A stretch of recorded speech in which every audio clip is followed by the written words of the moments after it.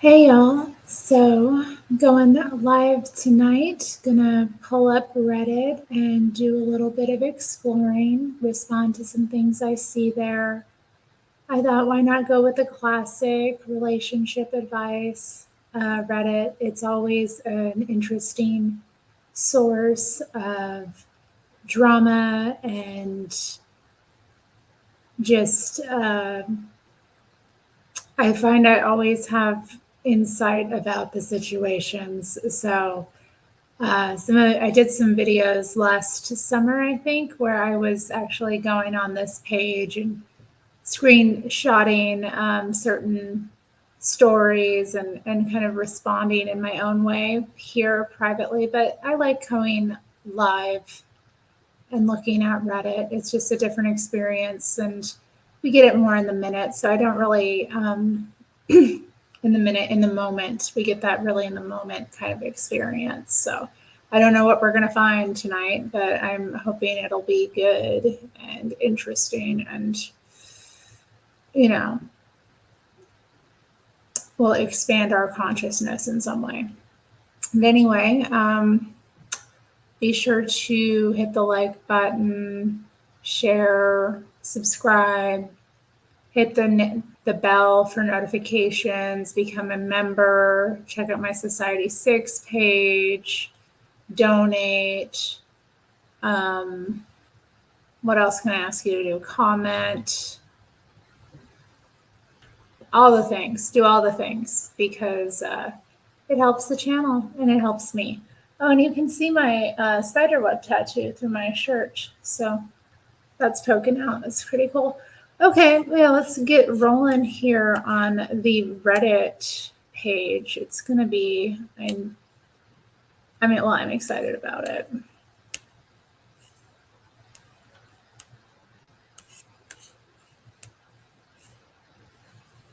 I'll make myself a little bit bigger here. No, that's too big. What about this? It just isn't perfect, is it? Okay, I don't want to do that. Just made it full screen. Hi, Matthew. Well, my friend isn't going live until 8 o'clock, so I thought I'd come on anyway and do a little read through of Reddit. I shouldn't be on too long because I do want to check that out and give Caleb some support this evening. Because I think it said he had Cynthia McKinney on, which is kind of a big deal. Girl, former Congresswoman Cynthia McKinney. So looking forward to that. Okay, so anyway, what do we have here? Yeah, this looked interesting immediately. 30-year-old female, had to cancel honeymoon due to medical issue. Husband, 35-year-old male, wants divorce. My husband and I planned a long trip for our honeymoon, and the night we were supposed to leave, I started to get severe bladder pain and was unable to urinate. This happened while we were waiting at the airport. I tried to push through, but the throbbing pain was too bad for me to board the plane. So we had to cancel our trip he planned for months. I went to the doctor the next day, and it turns out I have a severe UTI that I was unaware of. Ooh, I feel awful about the situation, especially because we were both so excited. When we were at the airport, I told him the pain I was in. He started flipping out, yelling, throwing our luggage, and demanded a divorce.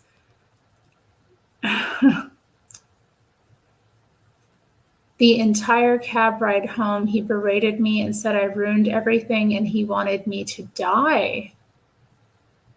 This was last week, and he is still holding it against me while I'm suffering in discomfort. He told all of his friends how horrible I am because I couldn't get on a plane, and they told him he should divorce me since I ruined the honeymoon. I feel like this was out of my control, but I'm unsure. How the hell are you unsure? Get away from this man immediately. Jesus, this is how he responds to this. Imagine if you have anything actually serious come up. Just seeking advice because I'm feeling awful about myself and the whole situation. How would you not feel awful? How should I proceed? Since people don't think this is possible, I have endometriosis and get frequent UTI symptoms without infection. So it is hard to tell when I actually have one until it gets bad. Oh, she's an endo patient as well. Well, then you're going to be dealing with like severe health issues throughout your life. And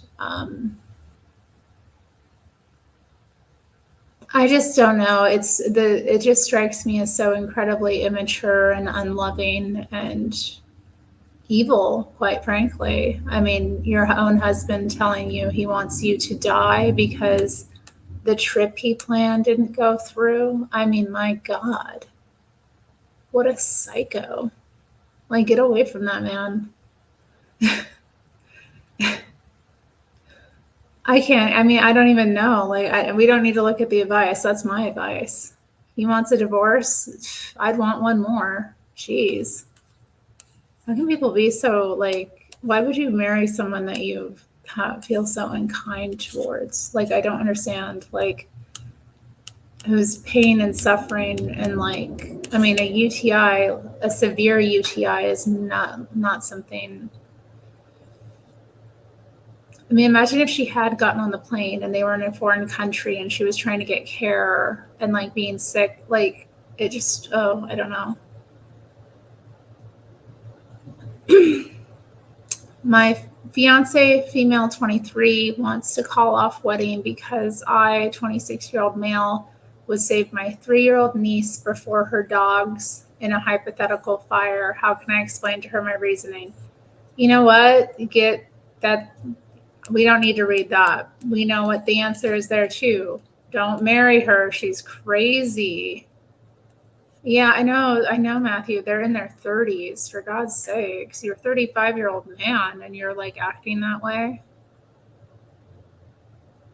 I mean, I get when like you plan something and you spend money and you make arrangements and you put all this hope and energy into something and it doesn't come through, you're upset. But for God's sakes, like that's your wife and she's got a freaking serious issue going on. Like why would you berate her and why would you tell her you wish she would, like, it's evil. I can't even fathom it.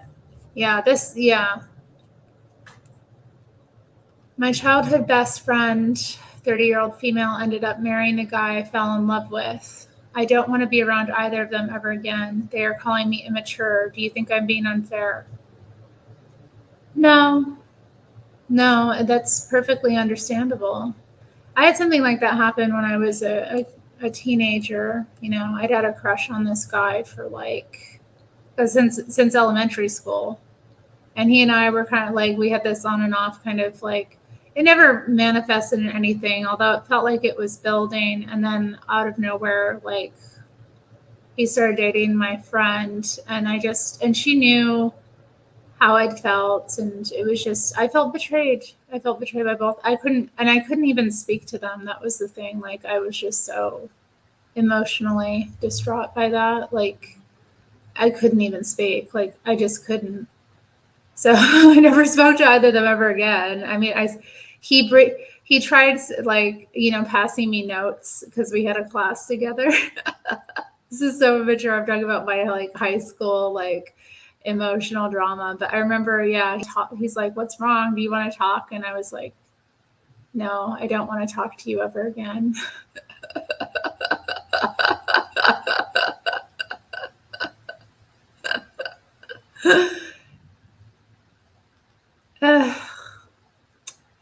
Anyway, it is what it is. I'm not upset about it now, in retrospect, it's funny, but I was so dramatic and like it totally split our friend group because here I was just like, I wouldn't speak to them. I couldn't, if I did speak, I would have like, it would have been worse, honestly, but I'm so funny that way, especially when I was younger.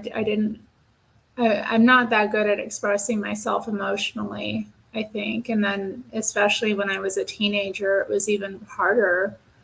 So I felt betrayed and hurt. And so I don't think, anyway, long story short, I don't think it's immature or unfair for this woman not to want to be around these two. I mean, how painful.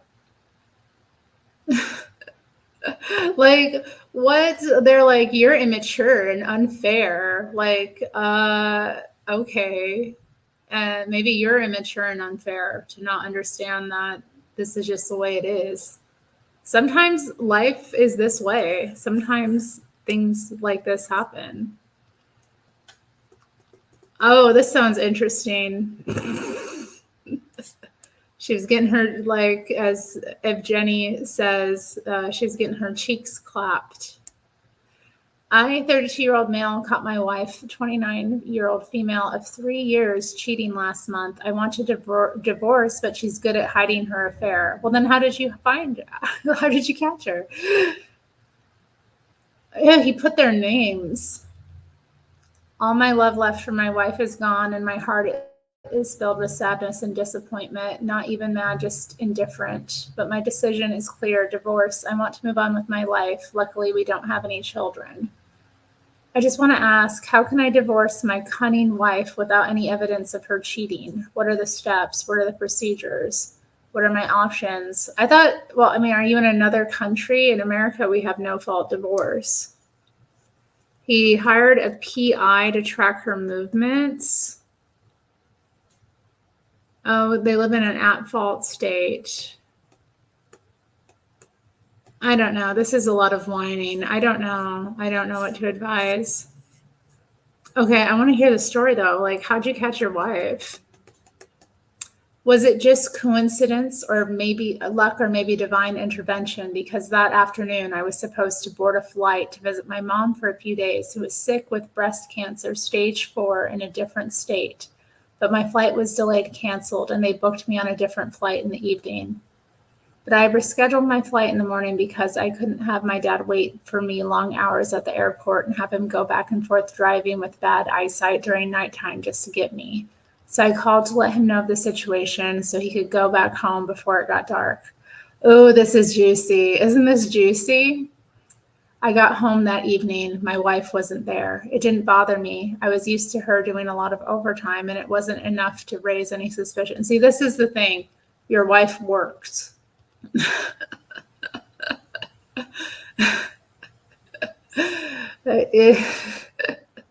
Your wife is working. Okay. If she's, this is the thing. If she's out in the world, like working, she's got, she's going to have a lot of opportunity for other options. It's just one thing I'm going to say. And also, if she feels like resentful about the fact that you're not providing for her, which most women do, even if they, don't even consciously recognize that. I've seen that happen where, women will cheat. Anyway,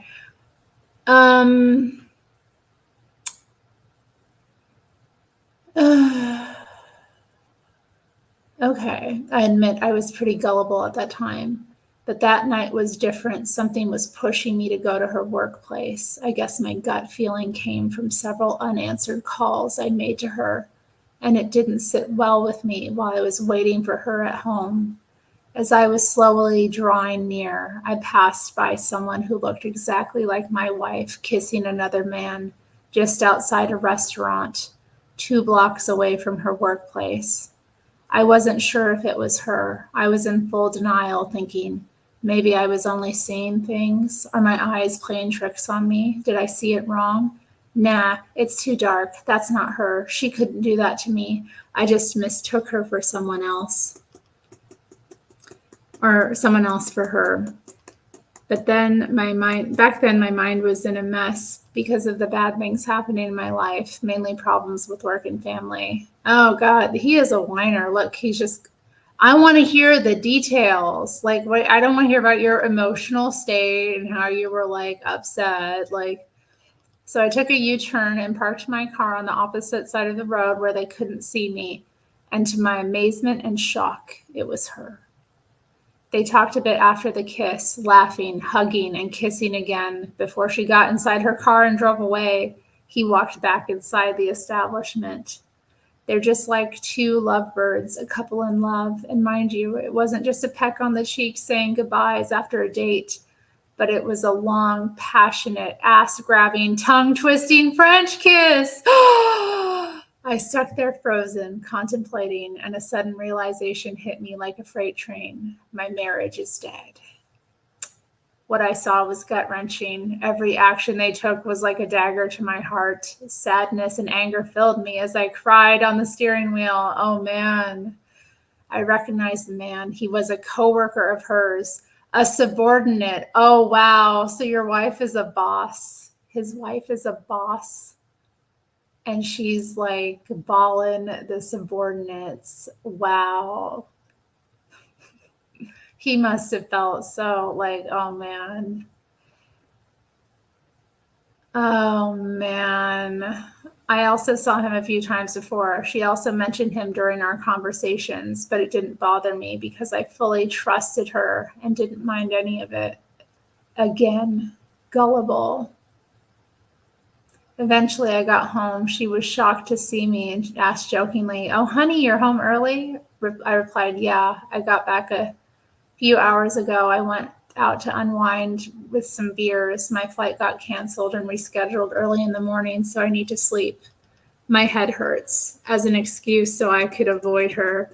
Oh, what a wimp. He didn't confront her. He didn't. What would you do? Wouldn't you confront?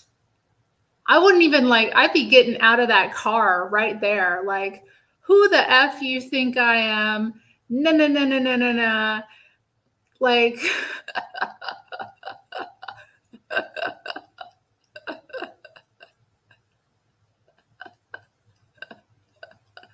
like really?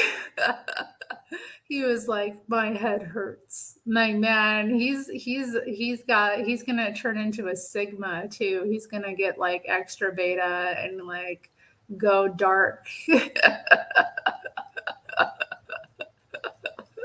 Let's stop reading about this. I can't read his like, what a wimp. He didn't even confront her. How do I get a divorce without like any evidence? Like, why don't you confront your wife?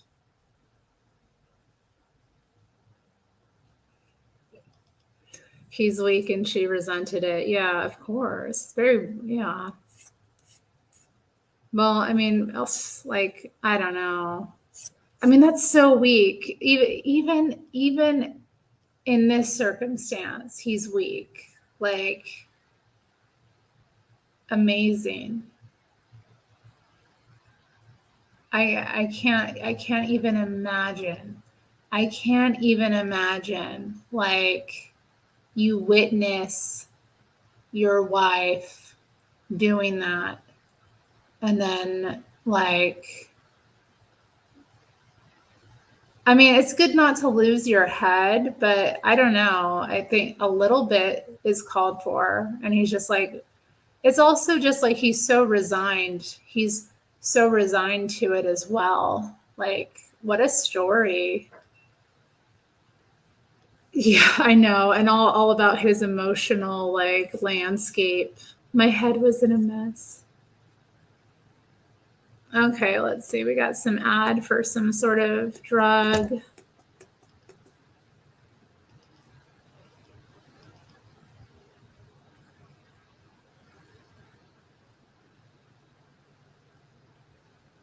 Oh, I don't know about that. That's irritating. Boyfriend, 20-year-old male entered me. That's an interesting way of putting it. 19-year-old female without a condom, without my consent. Is this a deal breaker? Is it a deal breaker? Why is she asking us if it's a deal breaker? Is it a deal breaker? I'm not the one that's determining for you what your deal breakers are. Neither is the Reddit crowd. Like, really? I get that you're 19, but like the deal breaking is up to you. What you consider to be a deal breaker is the deal breaker.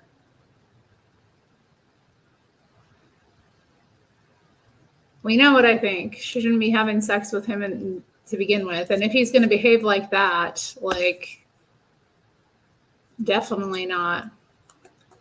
Oh, interesting. My wife, 38-year-old female, told me, 39-year-old male, that she doesn't love me and never did. How should I proceed? Oh, this is an update. Yeah, we don't need to read the update. Yeah. Oh, this looks like something good. I'm 23-year-old male. Pretty sure my mom, 58-year-old female's retirement plan is to live with me for the rest of my life.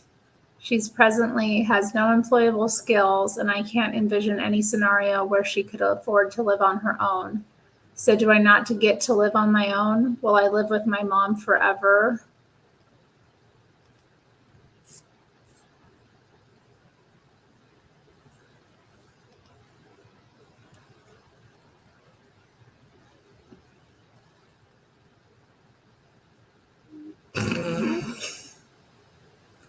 I mean, I think there are married people that do use them. I don't know. Rubbers are.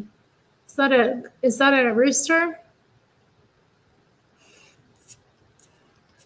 I remember Josh going into a stream saying that using condoms was gay. That was interesting. It's like, okay. I don't know. I mean, I think it's better if you're going to be having sex out of wedlock, then I think it's wise probably to use a condom, isn't it? Because of the many repercussions of that kind of behavior, But anyway, let's just continue. I would like to move out someday. I've spoken with my mom about this, and she says that's fine. Just give her a few months to prepare. But my mom, bless her heart, does not know how to prepare for anything. Every challenge she ever faced, she just winged it. Okay, well, that's life. If I move out, I'm pretty sure she'll eventually call me and talk about how she's too old to work or support herself. And she's probably right. I just can't leave her to struggle. I'm pretty sure she has no plan. But aren't I supposed to get to live on my own at some point? I feel like my life has been lacking richness for not having moved out. I've never been truly independent, for one. I guess this is partially my fault for not moving out sooner. But then what again was I supposed to do, and how was I supposed to have done it? What do 23-year-olds and 58-year-olds typically do in this situation? I mean, if she says it's fine, just give her a few months to prepare. Believe her.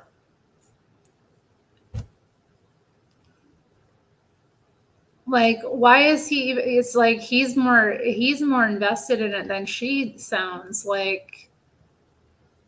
It's her home and he moves out, she could just take in lodgers. She could get somebody to rent the room. Like, she's not without options, and people usually wing it in these situations. Like, he's just making up excuses for not doing his own thing. It's like, I don't have to grow up because mom needs me, and then he can blame her. It's like the games people play book. It's like that if it wasn't for you game, only he's playing it with his mom.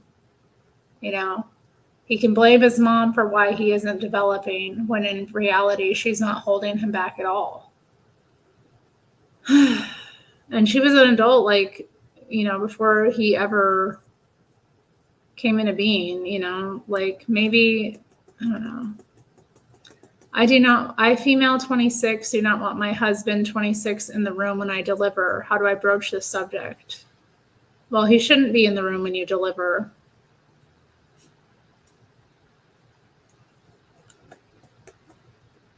He made you raspberry leaf tea? That is, you're not supposed to drink raspberry leaf tea when you're pregnant. It can induce miscarriage. I don't know, maybe it was when she was later on, but no, that's something that you're supposed to avoid. I know, because I used to work in a tea shop, so we had to be very aware. No, I don't think it's right for a man to be in the room during delivery. No, I think especially, I don't think it's right. I think he should be, in the other room. Like if they're in the hospital, yeah, I don't think it's right. I don't think a man should witness that. Like, no, I don't. If I was giving birth, I don't want my husband witnessing that. Like, no. Let's keep the mystery going, okay? I'm sure you were, Matthew. So you've had the experience. You don't need to have it again.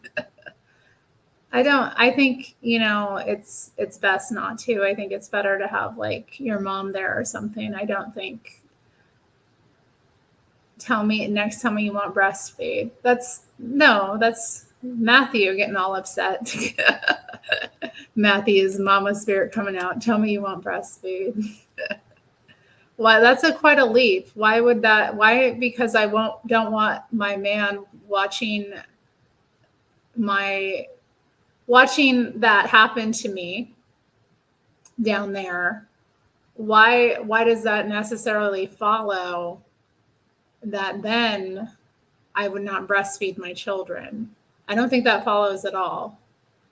And historically, giving birth was something that was done, women handled, and that men, would be waiting in the other room for. Like,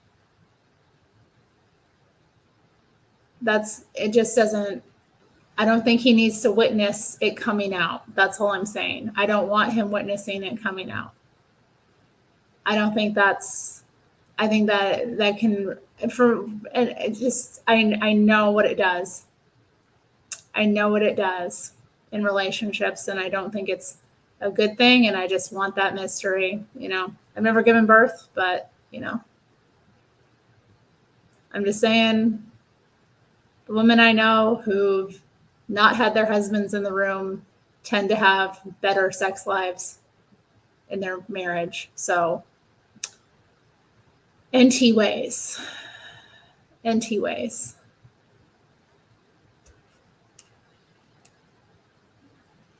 Matthew, like, calm down.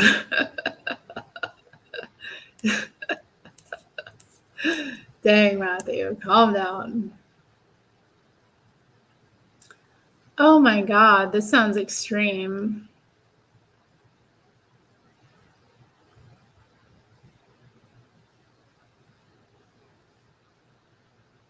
Wow, this is horrible. Okay.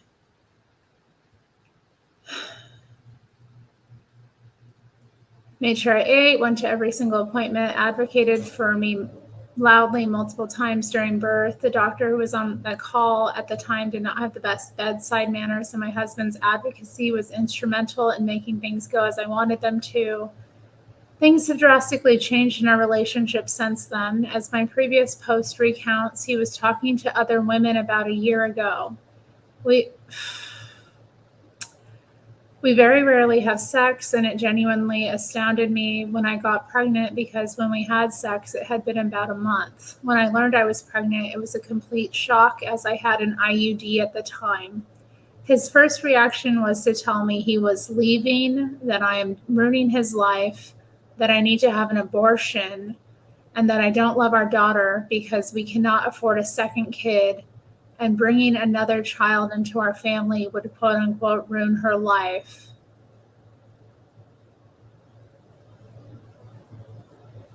I don't know how women, I don't know how you handle being married to a man that young.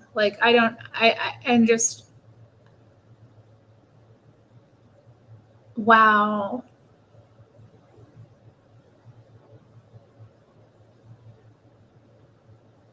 He stopped pressing an abortion within a week.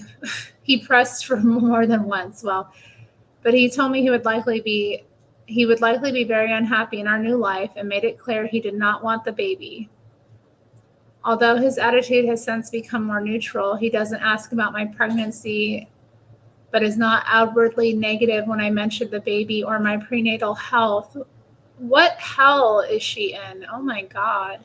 He has only been to 2 appointments with me this pregnancy.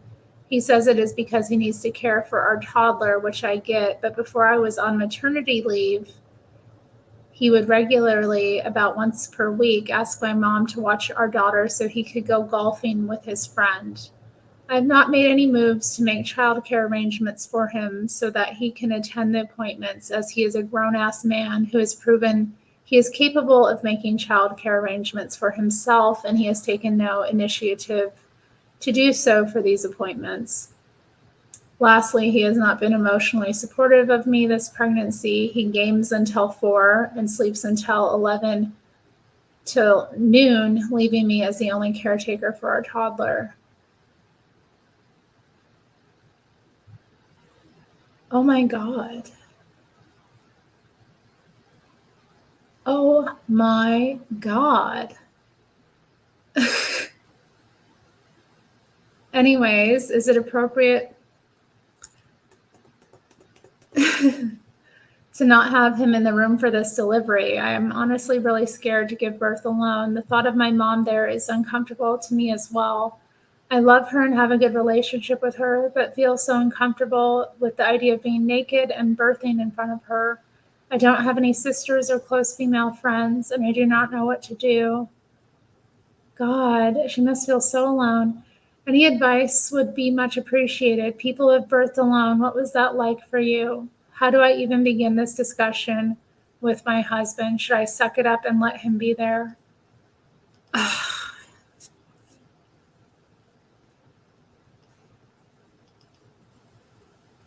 I don't even know how to respond to that. Like, I don't even know how to respond to that. That was like horrible. My God. Like, immediately, it's like, I don't want my husband in the room. And it's like, that escalated quickly, didn't it? Like, do you want your husband at all? I wouldn't want him at all. Like, he games until 4 in the morning. It doesn't sound like he works. He was, let's see, so he was talking with other women. So he's, I don't know. Like, it sounds like the most horrible situation to be in. And I just don't know. I mean, if your husband, like, not your boyfriend, not your live-in lover, your husband tells you to get an abortion.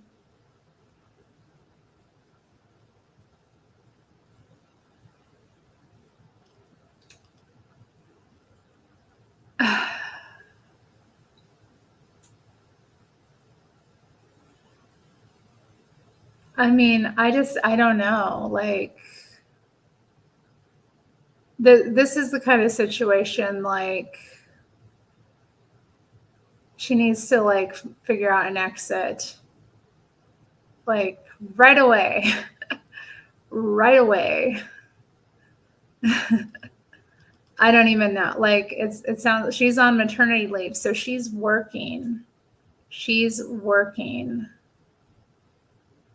She's the mother of 2 small children. Well, one is still in the oven, but like, and she has a man who's not a man.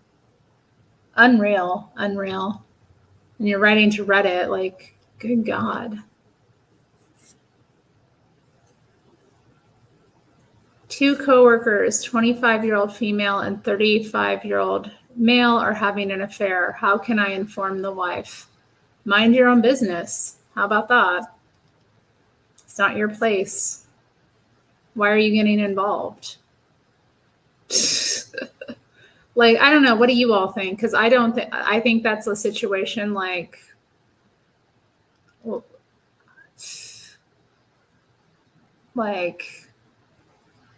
don't get involved in that mess, because you're just, first off, you don't know what the relationship is between the husband and the wife.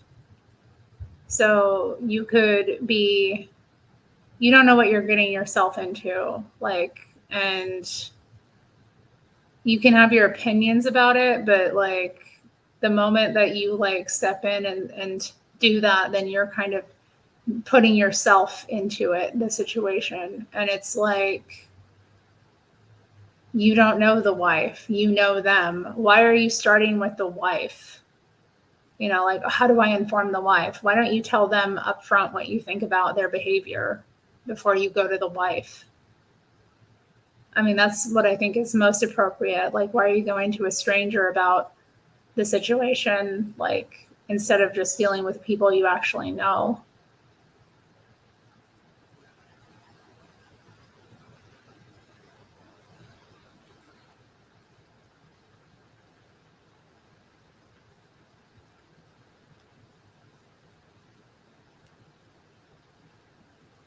I don't know. What the hell?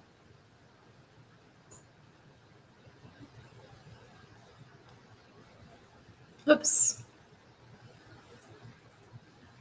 Okay, I kind of do want to read this actually. Okay, it's a receptionist. I, 25-year-old female, work as a receptionist. 4 months ago, I made the stupid decision to recommend my now former best friend, Jane, 25-year-old female, for an open position after someone had left. It's a prestigious hotel, so they are very selective about their hiring process. Jane had little to no experience, so I took a risk by vouching for her. Looking back, it was dumb, but I knew she was a hard worker. But I could have never guessed what was to come.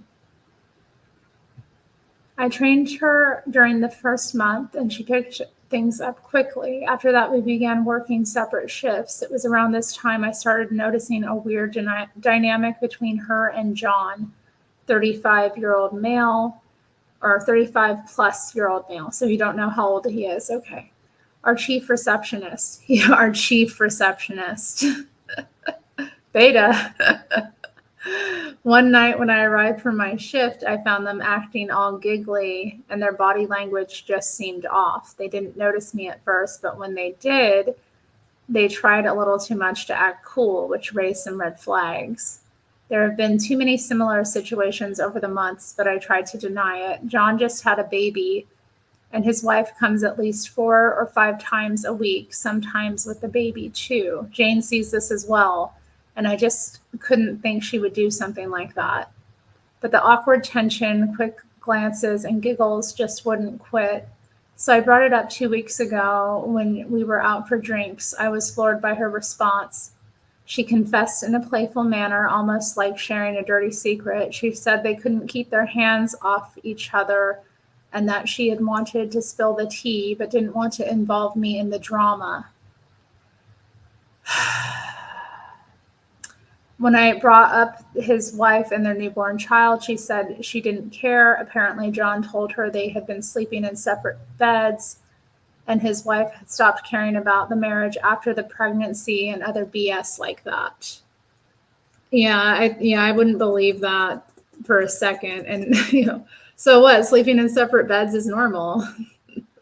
Especially if she's pregnant. Pregnant women have trouble sleeping. They're in pain all the time. They're like moving around constantly. Like they've got a body growing in them, kicking them. Like,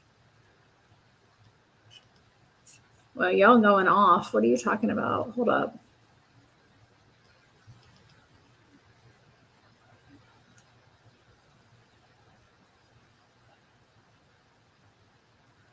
That's very true, Tomas. I concur. Yep.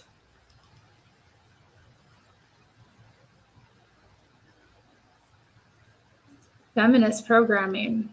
What are you talking about, honey? Let's continue. Okay. So okay. I was disgusted and we had a major fight. Okay, so you told her what you think. That was your obligation. Your friend was the person you had obligation to. Like, I don't think you should get involved beyond that. Since then, going to work has been hell. John is in charge of our shifts, and ever since our fight, he's been giving me the worst shifts and making sure we're not scheduled together. Get the hell out of there. Like, just get a new job. Like, honestly.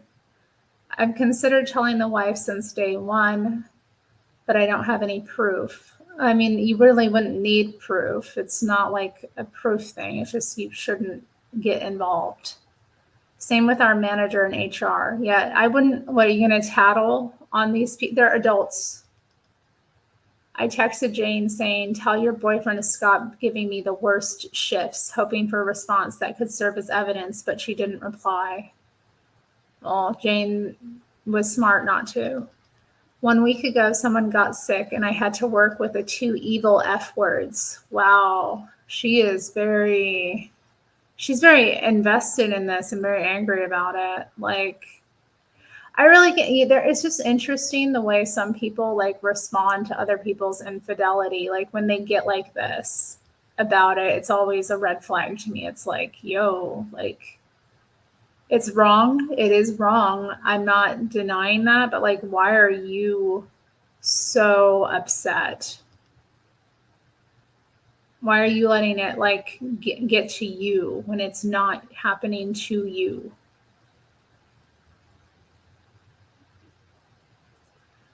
Close to our lunch break, John's wife came in to bring him lunch. Oh yeah, I'm sure their marriage is so on the rocks. She brings him lunch and visits him at work multiple times a week. Yeah, but they're on the rocks. You know, your friend's dumb. Like, that's all I can say. She looked tired as hell too, and my heart broke for her. Why is your heart breaking for her? Why are you not concerned with your friend letting herself be the mistress of a receptionist? Like, okay, let's get real here. Like, why aren't you like more concerned about your friend that you brought into this situation who is giving herself away easily to a man that's a receptionist as his mistress and plaything? Like, I don't like, it's very ghetto to me. I would be like, my concern would be like, you know, speaking to my friend about, you know, if you're going to be a mistress, you should aim higher. You should get something out of it. His wife is going to be fine. Then I noticed something on John's wrist. He had Jane's scrunchie on his wrist. He also has long hair, but I know for a fact it's hers. He held and kissed the baby with the effing scrunchie on his wrist. She is mad. I legitimately thought I was going to throw up. I had a panic attack, I think, at the smoking area. I was crying and couldn't breathe. Girl, like, I come from a divorced family because of my father's infidelity. So this hits too close to home. Okay, I am losing sleep. You are losing sleep. This is not. Please tell me what I should do in this situation. Should I send the wife an anonymous message? I only have her Instagram. I feel like I'm losing my mind. You have lost your mind. You are taking your own anger at your father out on this other situation, and you're not being a good friend. Like, you've hella lost your mind.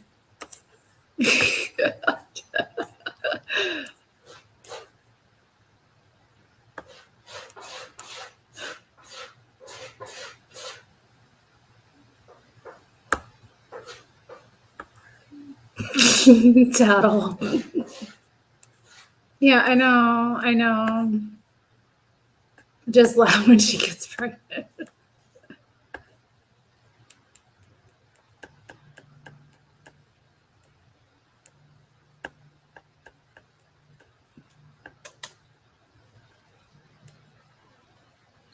Women are so done. Oh my goodness. She should get laid. I don't know that I would put it in those terms, but she should mind her own business and like worry about her.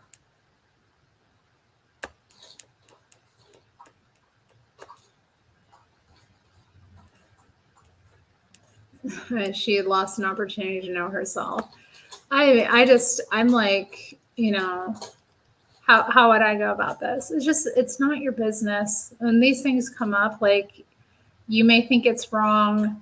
You may like have your own trauma about it because your daddy cheated on your mom and, you know, their marriage fell apart and like, but the best situation for you as an individual is to not get involved because, like, it's not for the best. And sometimes these things happen too. Like, I would say that, like, it's not, the wife just gave birth. She just had a baby. She's probably not interested in having sex. And this guy has found an easy girl who doesn't ask much of the men in her life, who is letting him hit it like for nothing. So, I mean, I don't know what to say. Like, I feel like she's being really unfair to her friend, and her friend is the one she should be concerned with, not this wife. Like, you brought your friend into this situation, and it to me, like, that's kind of where my mind is at with this. Like, what about your friend?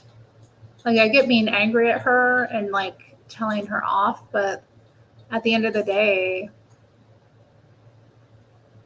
like, that's the person who you had, and you do have some kind of level of responsibility for, I guess.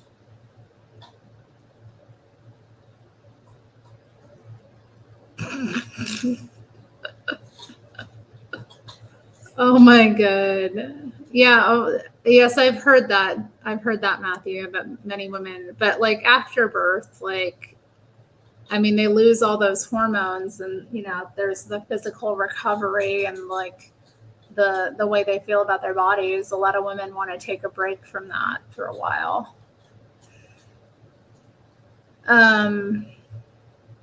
That biological clock is ticking for those women who are 25. And then there's an hourglass. And what is that other thing? I don't know what that other thing is. Is it popcorn? Friendship is nothing. I don't agree. Like, it depends on you. You get out of your friendships what you put into them. Be a good friend. Being a good friend is its own reward.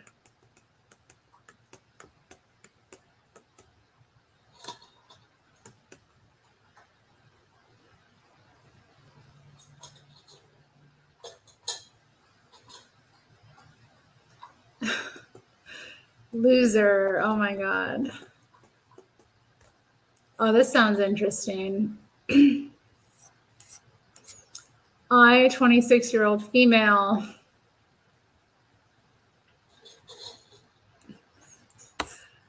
Have I seen Lonesome Dove? No, I have not, hun. I've never heard of Lonesome Dove. Is it a movie?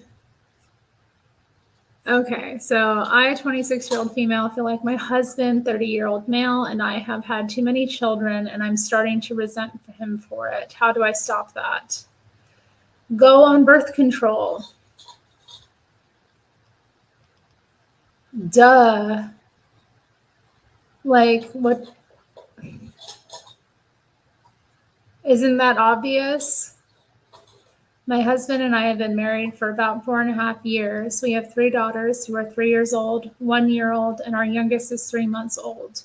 They're all fairly good children, but are all still the age where they need lots of attention and help. This is really difficult with all 3 of them, especially when one of them gets upset. The eldest 2 eat well, and I'm happy about that, but the baby won't feed, and it makes everything so much worse. All I want is for her too, but she won't most of the time. She's really fussy and cries a lot, which disturbs the others and upsets them. I've tried taking her to a doctor, but there wasn't anything wrong with her. I mean, she just sounds like a fussy baby. I don't know. Some babies are fussy. It's not, it is what it is. Because I'm so tired, I had started mainly talking to our eldest daughter in my native language for the last months. This meant she started picking up, and now she'll talk in it. I really didn't mean to, but it means that when my husband talks to her, she'll often answer in it, so he has trouble understanding what she means. He's angry at me about it, but I really didn't mean to do that. I don't know why this is like, why would he be angry that his child is going to grow up to be bilingual?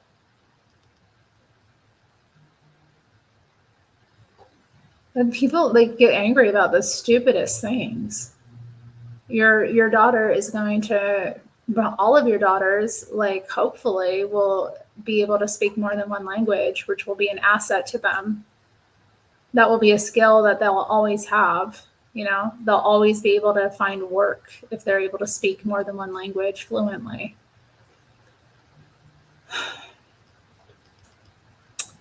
Okay, so anyway, my husband will also often want to have sex with me, but I'm just so exhausted and I'm terrified of somehow becoming pregnant. I think my husband probably will want another one, but I couldn't possibly cope with being pregnant again right now. It's already too much, but it makes him frustrated. And he'll say how he's working all day so I can look after the children, but I won't even touch him. But it's not him, it's all the other factors that make me panic.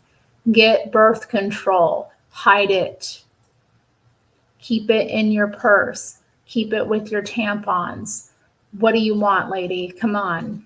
Like, if you're not ready to have another baby right now, do what you're going to do. Like, I don't know. They talk about how women are cunning, but like a lot of these women are not cunning at all. Like, where's the cunning? I don't see the cunning. They're just like, no, I don't want, like, come on. Figure it out.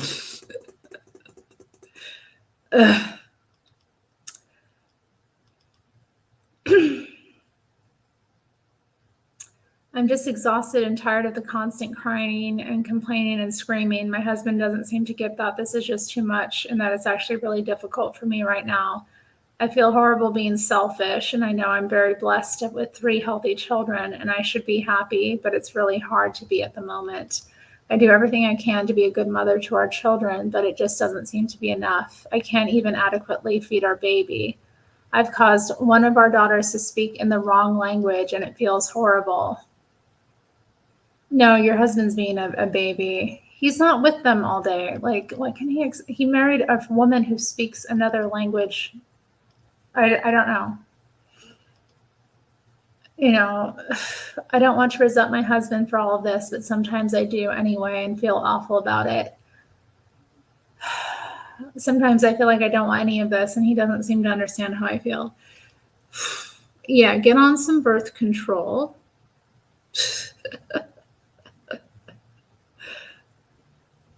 Like, I don't know what else to say. Like, and that advice, Terry. It would work, though. It would work, Tomas.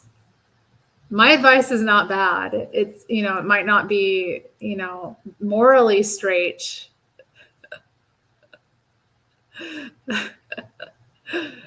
But, yeah. My advice was correct. It's an old school movie. Okay. This was about the, what is it called? Lonesome Dove. I like the sound of it.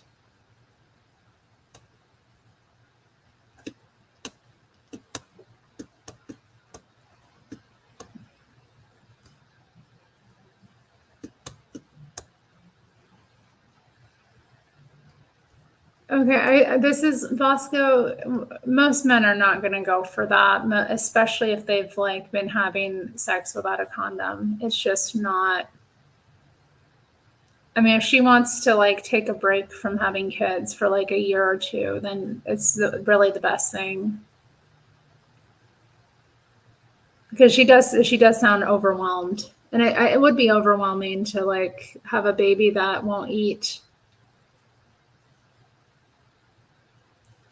Well, see, most husbands aren't going to go for that, though. Most husbands expect it, and women have to figure out in that circumstance, like, you have to figure out what you're going to do, how you're going to manage it. I'm just saying, my advice was solid.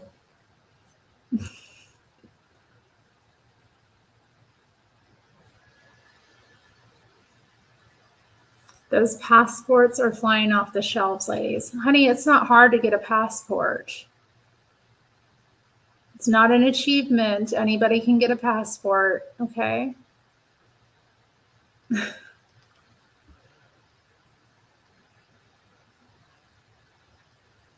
Tomas, I'm not even going to click on that.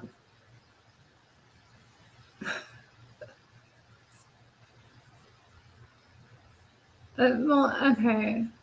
There's always option 2 when you know you know. I don't know what that means. Are you referring to like, I mean, I don't know. I guess I don't know. Yeah, I mean, I would be like, if I'm just kind of amazed her husband would be angry that her kids are learning 2 languages at the same time. Like, that's really an asset. Well, why don't you fly out of here then, honey?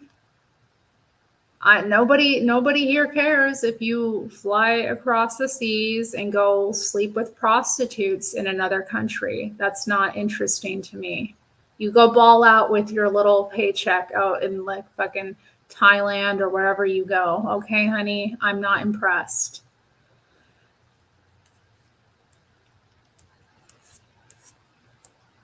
Like, we've got our passports, we're leaving. Like, okay, go.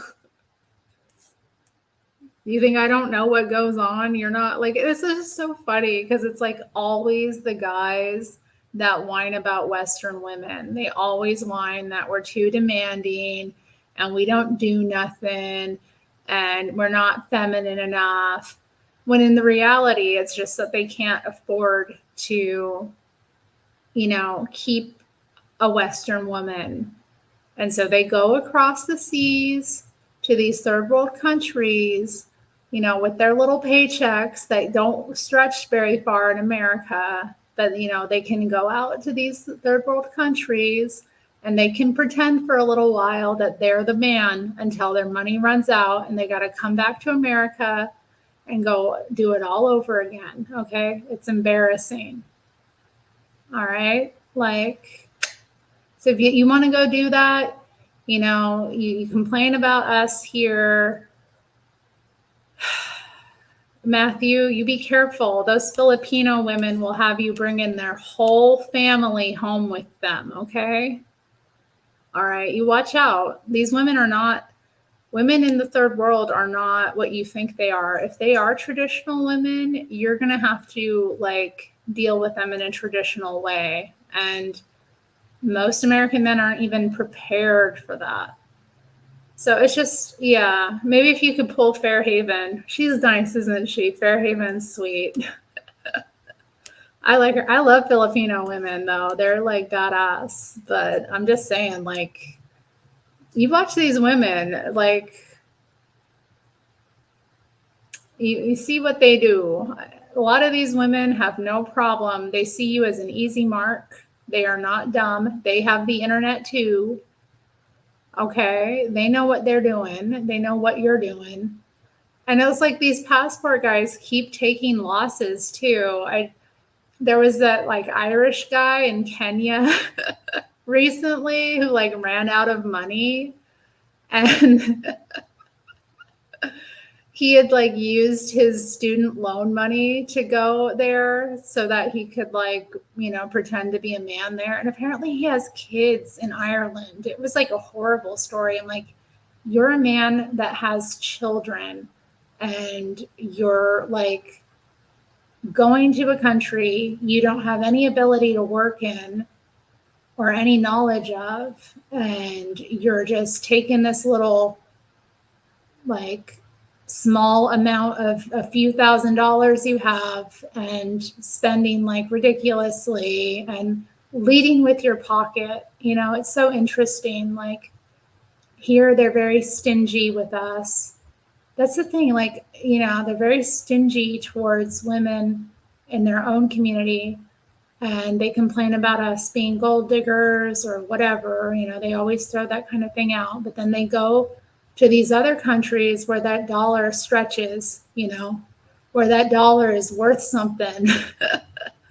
And what are they doing? They're leading with their pocket. It's just like, you know, it's pathetic. I don't know. Like but you want me to be like nervous that you're like got your passport. I have a passport, honey. Anybody can get a passport. All right. So you go get your passport, you go abroad, you go pretend to be a real man for a while, and then you come back and you can do it all over again since you don't want to deal with us, even though you're here dealing with me right now. Whatever. Anyway, let's continue with the relationship advice. Let's see what else we got. I think my 21-year-old female boyfriend, 32-year-old male, is trying to baby trap me. Yeah, they'll try to do that because he wants me to be stuck with him. How do I address it without him feeling attacked? Honey, if you are worried about being stuck with him, you don't want to be with him. Like what are these dumb people? What are these dumb people? No, I suggest everyone gets a passport. I suggest everyone gets a passport. Everyone should travel abroad. Everyone should see what other countries are like. You know, it gives you an appreciation for what you have as an American. But anyway, like, what the heck is this? I'm worried my boyfriend is trying to baby trap me. First off, what are you doing? Sleeping with a man you're not married to. Secondly, you're worried about being stuck with him. Why are you with a man that you are worried about getting stuck with? If you feel that you would be stuck with him, you are wasting your time dating him, period. No, I did. No, let me clarify. I think it's great when men and women find partners from other countries. I don't think there's anything wrong with that. But, it's the spirit that it's done in that matters. If you're doing it because you have some sort of resentment or hatred towards women of your own nation, then I don't think that's an appropriate spirit to be finding a wife in. And I don't think it will serve you in the long run. It's basically that. But my cousin just married a woman from Java. So I mean, she's gorgeous. I'm wishing them well. I don't have a problem with it at all. I always thought, or wondered, maybe I would do better with somebody from another nation. I don't think there's anything wrong with it. But I mean, why are you doing it? And what is your mentality? And do you think, what are you thinking when you do that? You're very silly. You are very silly. I don't know why you think that, at all. Okay, so let's see.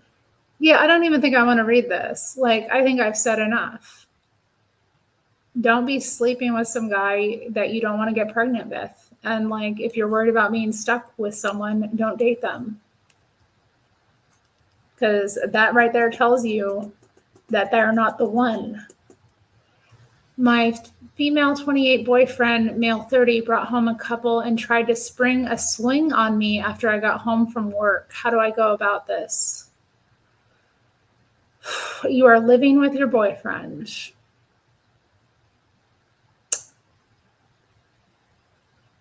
Yeah. Wow. See, this is why we just don't do things the wrong way. This is just why we don't shack up with people. We don't move in with men and do 50-50 kind of nonsense. This is why. Look at this. She's working. Imagine you come home from work and the no good loser that you're shacking up with tries to get you to sleep with another man while he sleeps with that man's girl or woman. I don't know. That's just insane. Today I met a couple while I was bartending, and I found out that they were from the same hometown as my boyfriend and I. My boyfriend came to visit me and they were all hanging out while I worked. I started to realize they were a little weird and felt bad for my boyfriend. They ended up getting kicked out too. I didn't hear much from my boyfriend after that. Your boyfriend and this weird couple got kicked out of the bar you work at? Honey, fast forward to when I get home from work at 2 a.m. and this couple was in our apartment. See, this is why you don't live with a man you're not married to. They were all completely coked out. I could tell the energy in the room was really off, but tried keeping myself busy to avoid the discomfort I felt. They kept asking me the same questions repeatedly, and the guy kept going to my boyfriend and asking him something. This is where it gets really awkward. My boyfriend moved to the couch while we stayed in the dining room, and I catch him touching himself, but not enough for anyone to take notice. It finally clicked that they were preying on me for a swinging session, and my boyfriend was making sure he could get redacted. I played like I was completely oblivious and prayed they wouldn't ask me directly. What is with all these adults not saying things? Like, tell them to get the F out of your house. Call the cops. The other guy ended up getting frustrated and said they needed to leave. I confronted my boyfriend after they left. He said that the other couple asked him, but he told him he wouldn't do anything until I got home. Now I'm sitting in bed and can't sleep. I'm so uncomfortable with my boyfriend, and this isn't the first time he's put me in an uncomfortable situation. Not only was I dead sober getting off of work, but I've never been into swinging. I find it even worse that he thought it was a good idea to spring it on me in my own home. The whole thing makes me want to move on. Am I being too dramatic? Why do these women ask these questions when they post these things? It's like, honey, did you just read what you wrote? Am I being too dramatic with the situation because I grew up so against swinging? I'm genuinely disgusted right now. No, swinging is gross. Like,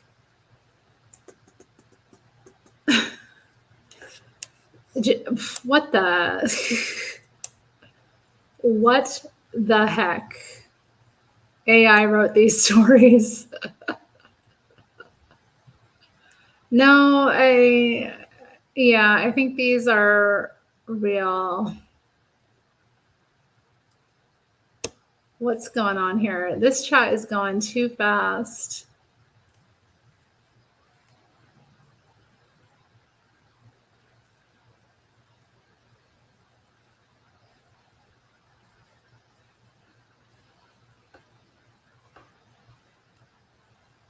I'm glad I forgave my parents. Frederick, stop. 900% ghetto.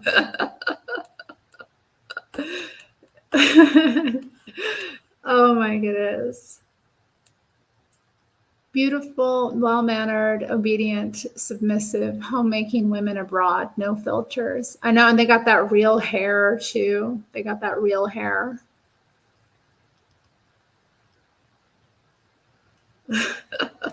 I wish they weren't true, Cecil. I think this is very true. I think it's a little too true.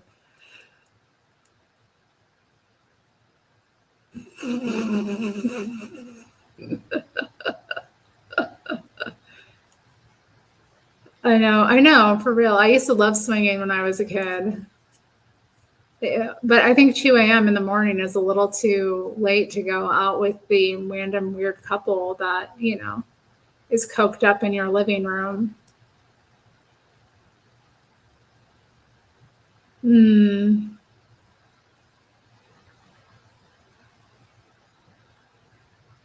Hmm.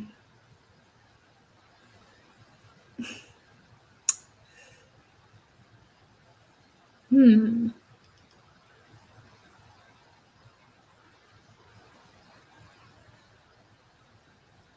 Yeah, these are interesting. I might need to wrap this up. Like I'm looking. My husband, 27-year-old male, and I, 27-year-old female. How do these people, like, it's just amazing to me, like, how many of them are the same age? Like, how does that work? What's it like dating someone your age? It's so interesting to me. Like, I can't even imagine. Like, not even a few years?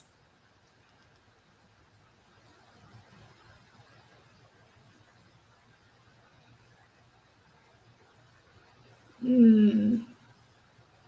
And it sounds like she's Catholic and they have different ideas about when baptism is supposed to start. I mean, I don't know. Husband, 38-year-old male, deserves a better wife, 35-year-old female. Let's see. Oh, this sounds good. This sounds juicy.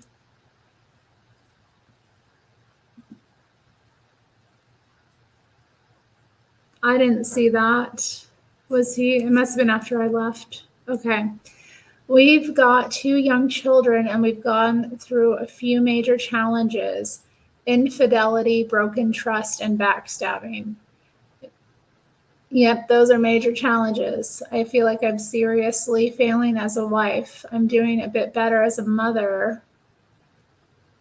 Okay, so this is from the wife.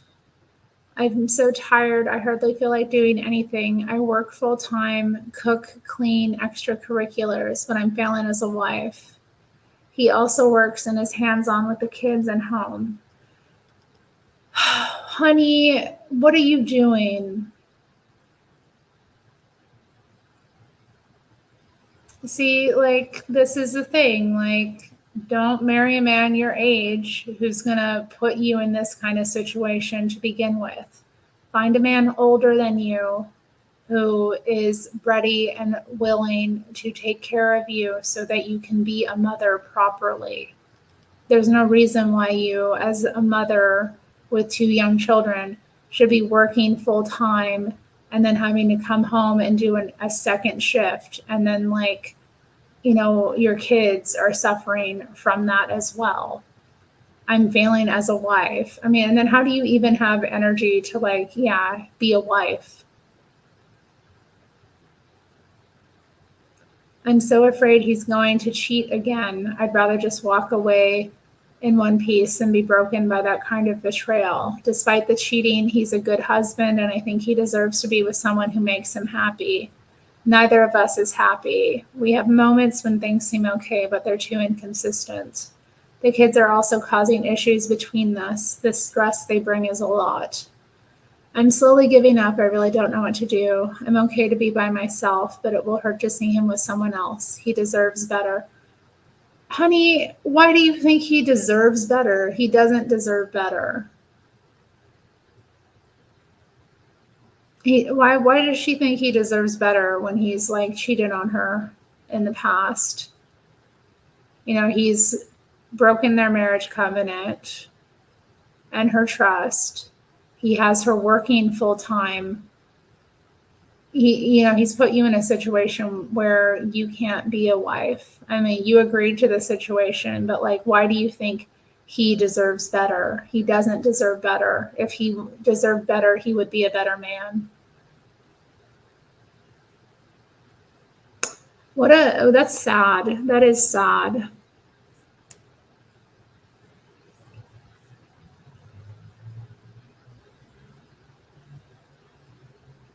A man isn't supposed to take care of you. What the fuck? What? I don't know what you're talking about. A man is supposed to take care of his wife.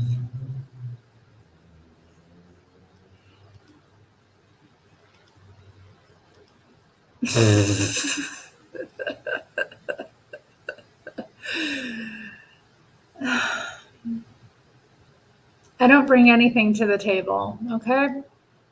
If you don't have a table already, then, like, we're not doing it, okay? If you're not ready to have a wife and possible children, we're not doing it. End of. Go find a woman like this. Or go find a woman in the third world, bring her to America, give her that good life and, the glory of serving you, okay? whatever. What's interesting is the responses to these.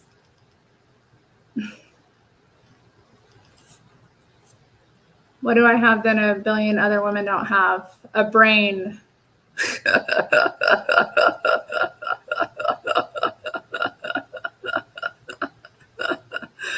Haven't you heard it already? What do I have that a billion other women don't have? A brain. Foresight. An understanding of like the right way to do things, you know, a BS detector. I mean, I just, you know, why is a man looking at me to enrich him? A wife will enrich you, period. I don't want a man looking at my pockets. A man should not be looking at my pockets as a woman. That's very feminine of him. The man is that feminine. I don't want to be with him. What makes me special other than being special? Honey, you're here. You've been trolling me for how long? And you don't get it? Why are you here? People try to play like they left that lifestyle in their past, but if you ask them today if you think it's okay, tone word, you're... wait, what? Why would I stop working when I get a man? I mean, it's when you have a husband, that's his role. He's supposed to provide. Okay. If you want a woman to obey you, you need to provide for her. I mean, if you want a woman to be submissive, you need to put her in a situation where she will naturally submit. You can't have a woman working full time. You know, you can't have a woman working full time and then come home and do all the other duties and do them well. Like something's going to suffer. You know, unless she's a cokehead, maybe she'll be able to, you know, run it for a while, but like most women will not. Most women will get burnt out and nasty and bitter in that situation. So, NT ways. Who told me that? My eyes told me that. My observation of reality told me that, honey. Okay, let's see.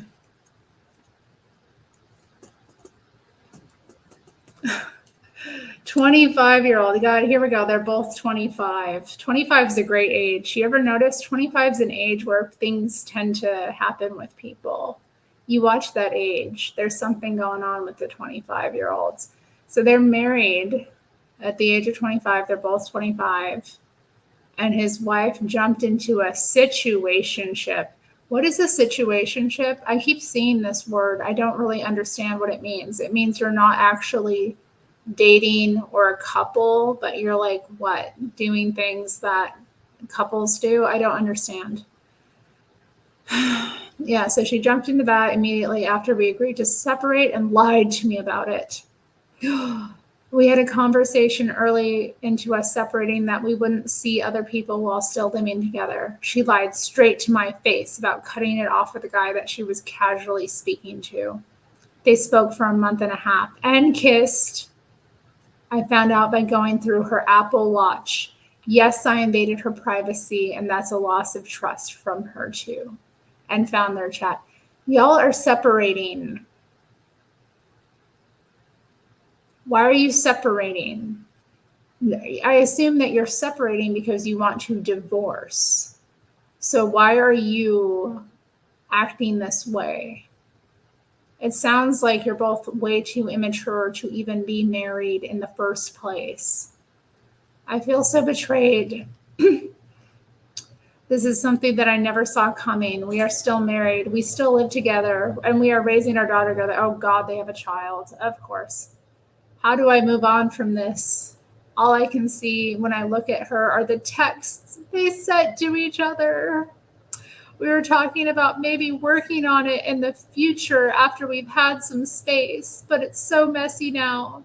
Do I go back to someone who could lie about this? If you were,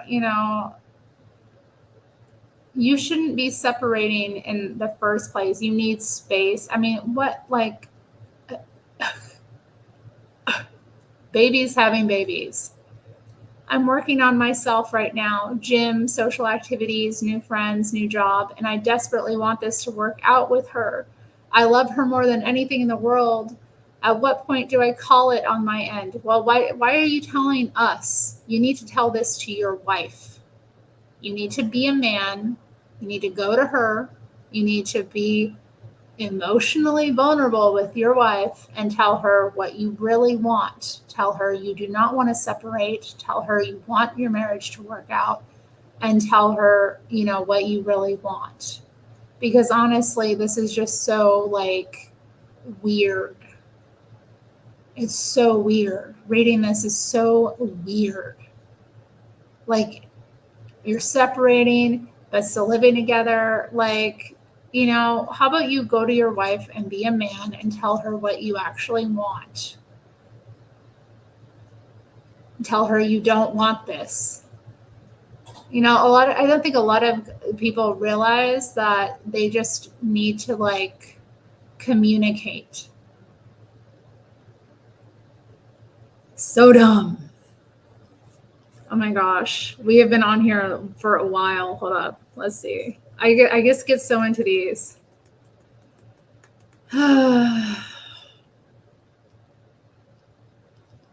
I, female 32, was told to STFU by my fiance, male 35, in front of his dad today. Is that repairable? Is this really bad or does it happen? My fiance and I were doing a spring setup on our rooftop for the summer and putting up a shade sail, and his dad came to help. My fiance does very poorly under stress, and he was getting heated due to the shade sail not working. He was being verbally edgy with his dad, and I was like, chill out. He's trying to answer your question, but you keep interrupting him. To which he replied, shut the F up, and added my name at the end. I feel really upset by this and embarrassed. Does this sort of thing happen every now and then, or should I be concerned by this sort of thing? What do you all think?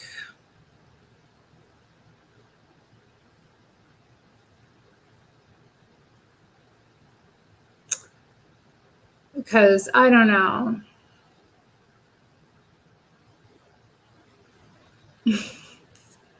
I really don't know. Are you all beefing?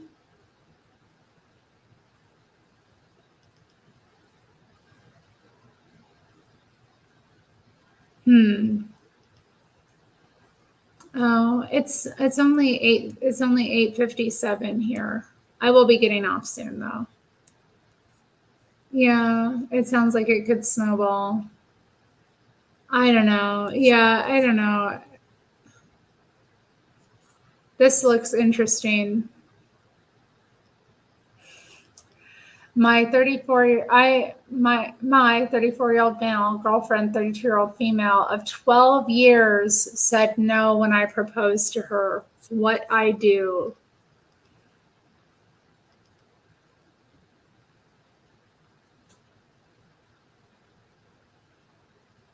Man, I just need a moment to suck this in.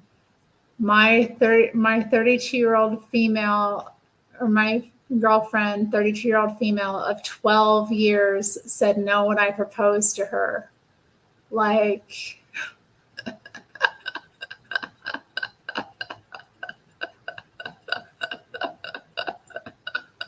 what I do? Oh, hey, you came to hear some Reddit stuff. No, I've never really gotten into creepy pastas. High floor. Okay. I'm just girlfriend of 12 years. Like, how do you stay a man's girlfriend for 12 years?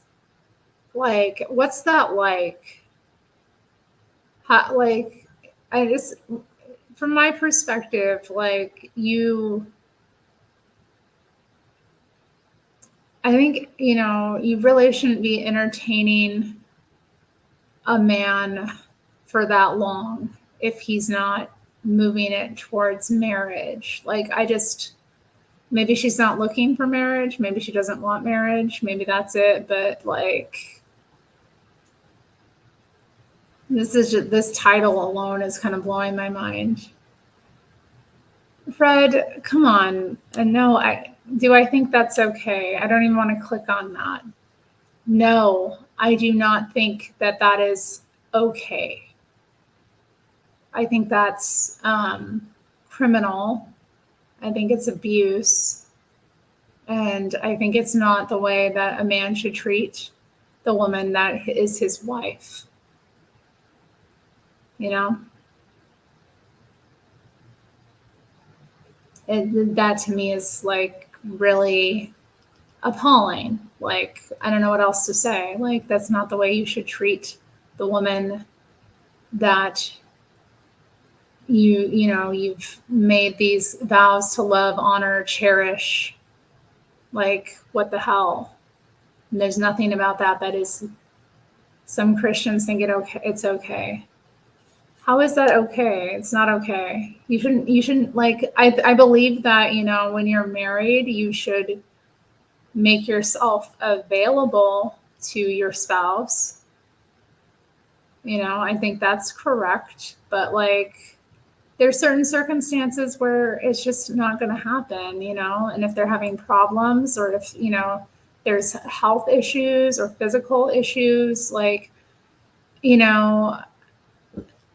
a man shouldn't force himself on his wife in that way, like, you have to deal with that in another way.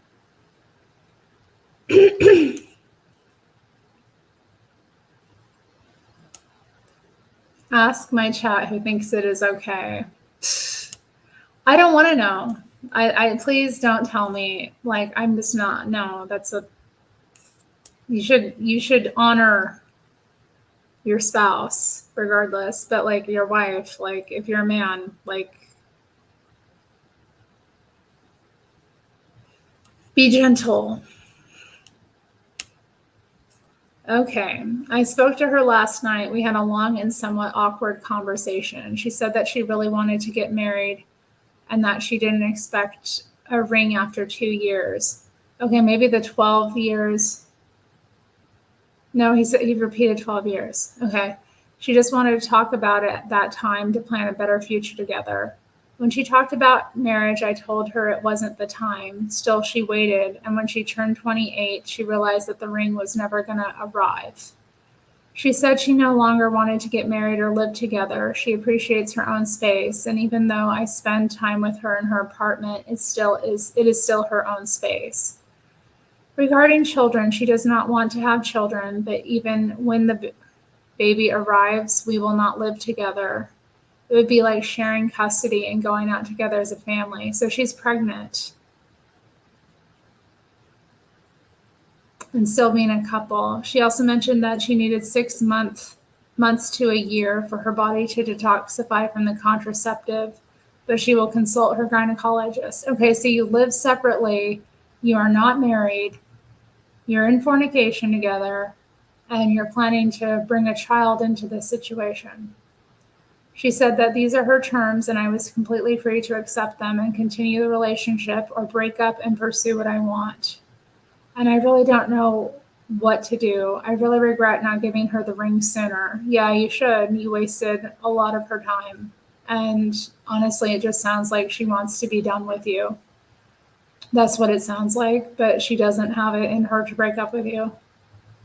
Plus, she has spent 12 years agreeing to my terms. I really do not know what to do. I mean, I don't know. Maybe you could communicate to her that, you really do want to marry her and spend the rest of your life with her and like do things in the right way. But I think, it sounds like I think she doesn't see you as I don't know. This whole situation sounds very sad to me, honestly. It sounds like she wanted to be married and you kind of like left it too late. And now she has convinced herself she doesn't want it. Um, yeah, I don't know.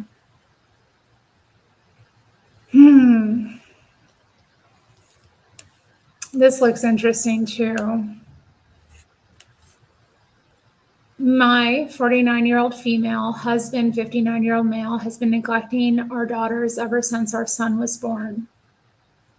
Interesting. This would be an interesting one. I think we'll close out with this one. Hi, Bumblebee. I don't know who you are, but welcome. Nice to see you. Y'all need to stop beefing. Like, I can't keep up with the chat.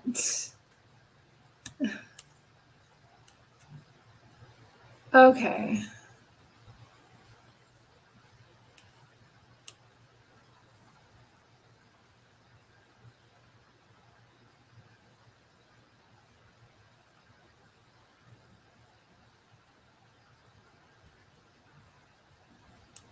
I don't think it's a failure to communicate. I think it's very cut and dry what rape is. Like, and I don't think we need to really discuss it much further. Like, no, it's not acceptable to force someone to have sex with you, regardless of who they are or what that relationship is. No, I don't think it's a failure to communicate. Like,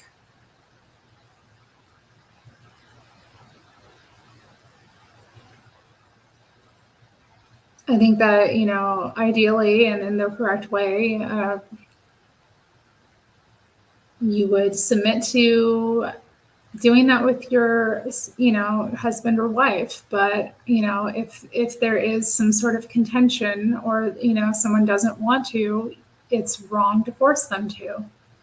It's wrong to impose that on someone. Like, it's just not, it's not loving, it's not respectful, and it's going to cause more problems.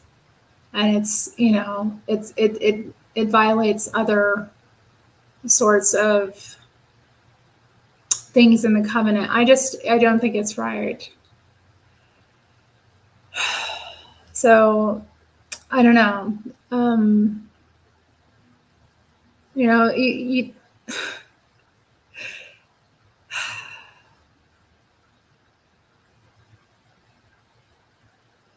Do we have to read 1 Corinthians 13 again? Do we have to go over what love is again? Like, I don't know. Let's just continue with this. I want to hear about the daughters being neglected since the son was born, because I think that's a really common phenomenon. When my husband and I got married 24 years ago, I remember him saying, if our first child is a boy, we're done having children because that's all I need. My husband was a very good basketball player in high school and college, and so I understood why he would have preferred a son. We now have 5 daughters, yes, and 1 son. I know. And the only reason I had more than 3 kids was because he could very easily financially afford it by his income alone. And during that time we were starting our new family, it seemed like he made an active effort to be the most supportive, perfect, and loving husband. Our daughters are between the ages of 20 and 9, with our son being the youngest at 6. I noticed pretty much immediately after our son was born that my husband started to act like our daughters barely existed. His effort of being the supportive, engaged, and active father husband shifted from our daughters and went 100% to our son. And now I know for a fact that our daughters also noticed it. How terrible.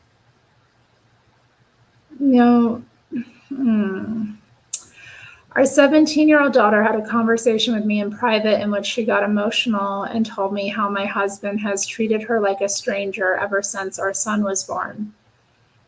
never asks about her, and she feels abandoned. Apparently, our other daughters feel the same way. We and have been talking about it with each other.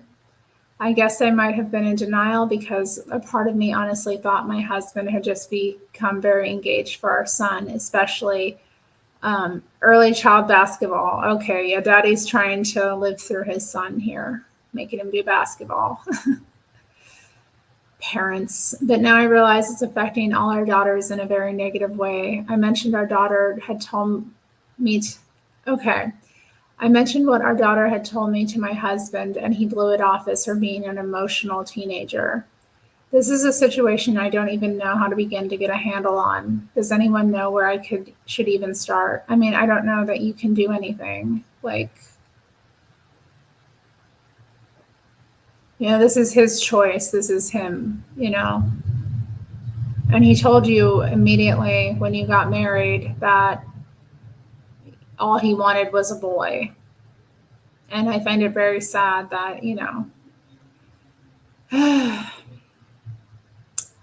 I mean, it's very sad. It is sad for your daughters. But I mean, what can you do? I love that he had 5 daughters first, though. It's great. So great. Can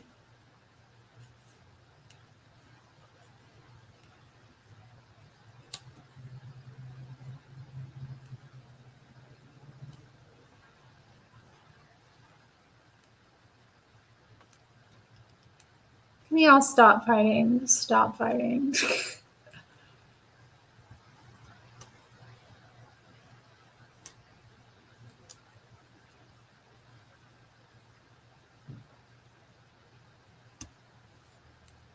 Proverbs 7:10. And behold, there met him a woman with the attire of a harlot and subtle of heart.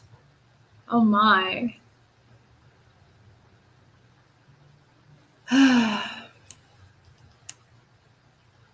She is at fault for marrying a man like that. I mean, I don't know. Yeah. It sounded like he told her that after they married. It's also sad that the boy's going to be a fentanyl head. Don't say that. Don't speak that wickedness over the baby. No.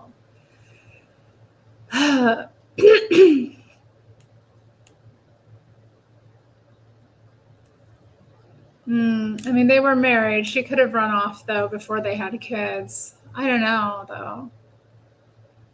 I mean, that is sad. That does happen.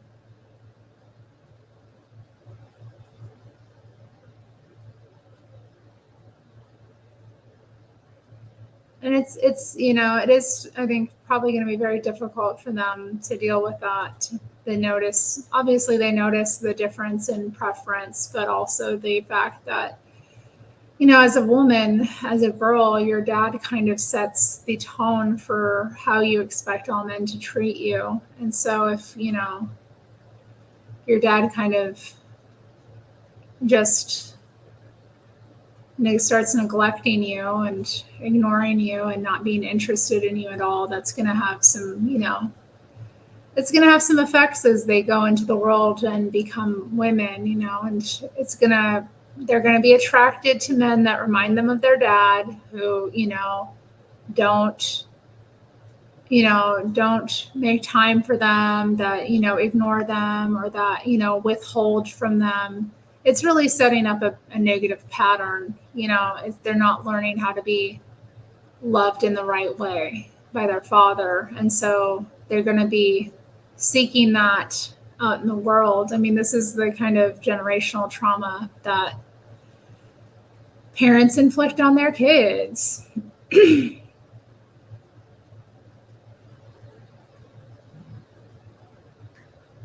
Most dads simp for their daughters. I mean,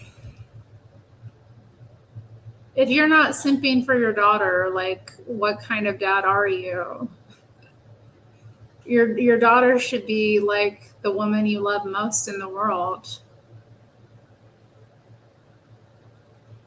Why shouldn't a father, like, I don't know. I think that's a good thing. That's your little girl. That's your baby girl. That's your sweet, precious baby girl. Why are you not simping for her? Why? Why are you not treating her and showing her the way that you think she should be treated? Why is she not?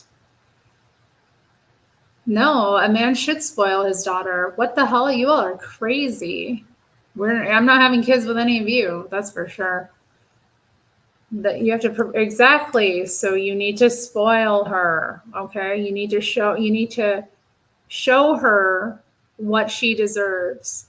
You need to make sure that she knows when she goes into the world that she can't be accepting anything that a man is offering to her. She needs to know that she has standards and that a man has to love her um, with, a certain degree of care and protection and, honor. I don't agree with you at all. You're wrong.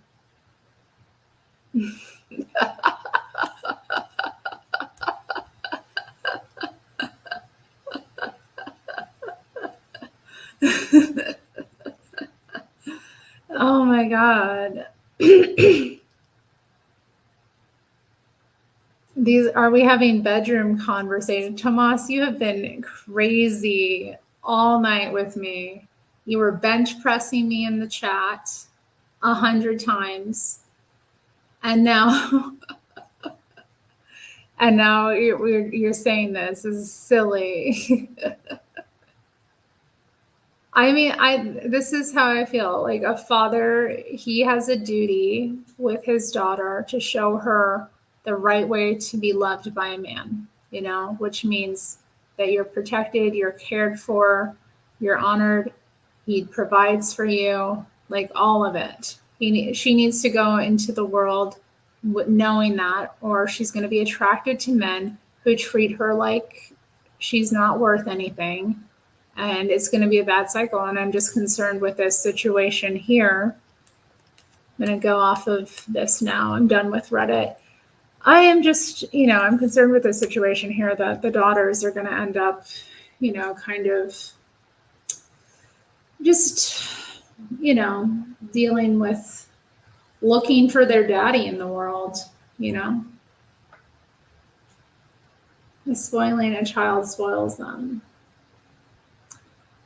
Okay, Matthew, apparently you do not understand that girls are sugar and spice and everything nice. Okay, you can't spoil something that is sugar and spice and everything nice. Right, Matthew? Okay. And then, so you give your daughter what's right, which is you be her number one simp. Am I spoken for? No, I speak for myself. Is that a flower? What is that?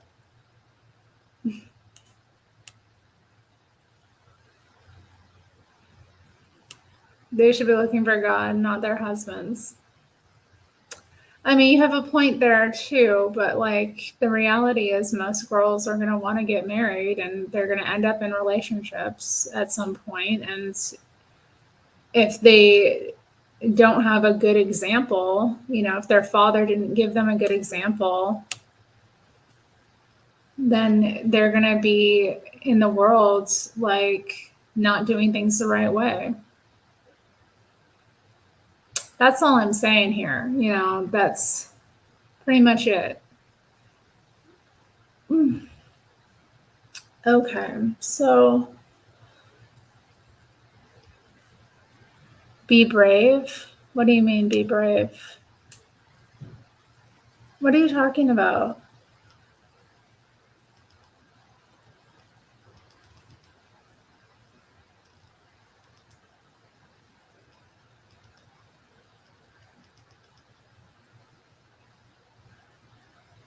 Y'all, I don't know what y'all's beef is. I don't want to know. I don't want to know.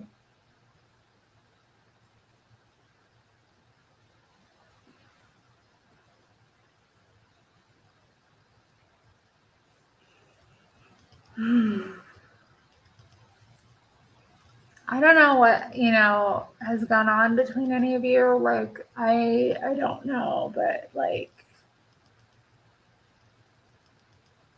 man, I don't want to know. Like, come on. This ring, it's actually like a irregular pearl. Yeah, I am tired. I do need to kind of go to bed. I need to unwind, get into my bed attire, take off my makeup, moisturize my skin, brush my teeth, take off my earrings and rings and all of that.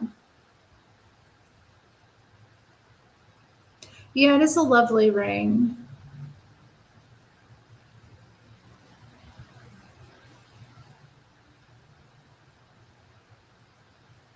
When are you gonna have 5 kids? What are you asking me? I don't think I'm ever gonna have 5 kids. I don't think I don't think 5 kids is in the cards for me.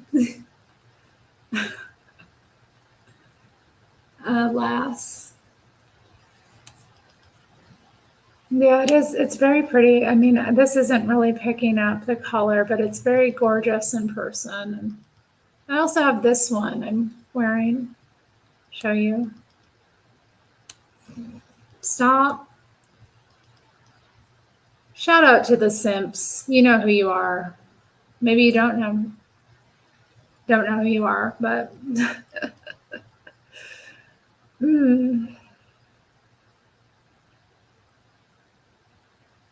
dual-minded. What do you mean I'm dual-minded? I don't know what you're talking about. Terry will have 5 side. Oh God, I hope not. Having a side hustle is a lot of work. And I don't really have any side hustles now. I mean, I do have like streams of income that aren't really, I have like multiple streams of income, I should say, but they're not really pulling in like they could. I don't know. I mean, if it would be nice maybe to invest more in those things and have them kind of like bring in more over time, but I don't like, the hustle. Yeah. Yeah, I love that. I love volcanic. I love that kind of thing. You know, I love like wooden jewelry. If it's made out of wood or stone or shell, those are my favorites. Just anything kind of like natural like that is so, I'm instantly drawn to it. The stone especially.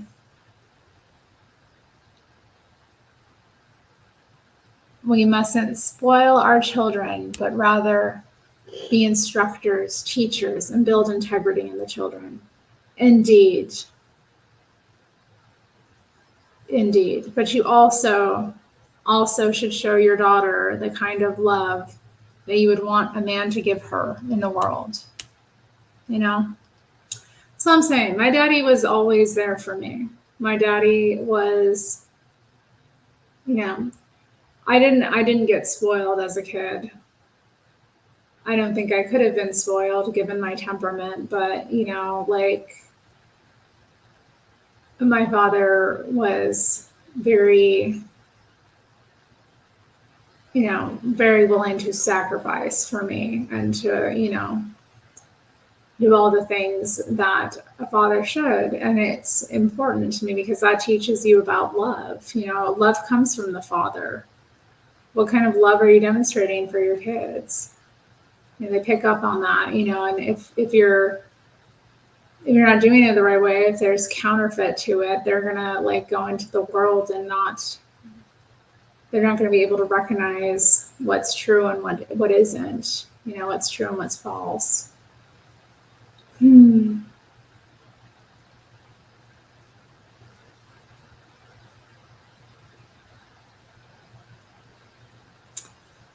Oh my goodness. Okay. I think my stepdad's mom does those. She posts about it. She's like, I did surveys and I made this or I got this.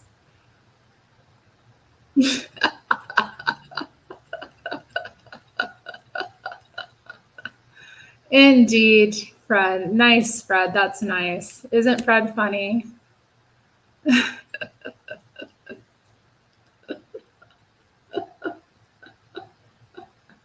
Nice super chat from Frederick with a challenge to the other men in the chat to prove him wrong and outdo him.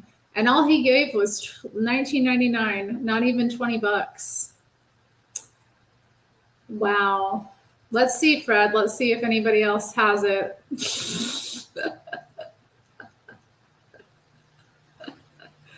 Oh, Lord have mercy.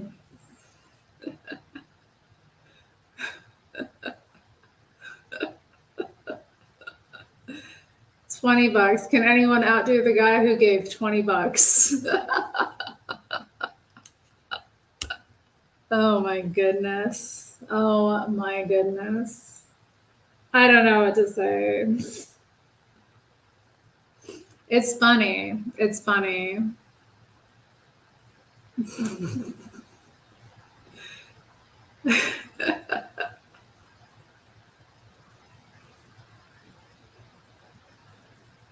Oh, that's cool, Vasco. I mean, hey.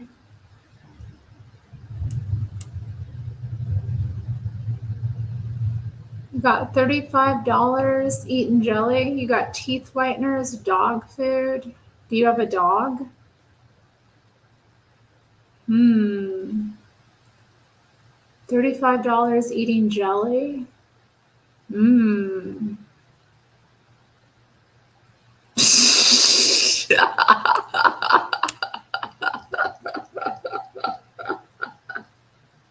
Lord. Ready. Oh my God. Now do Tomas. Make fun of Tomas. I wouldn't call $20 a rain. I wouldn't call that rain.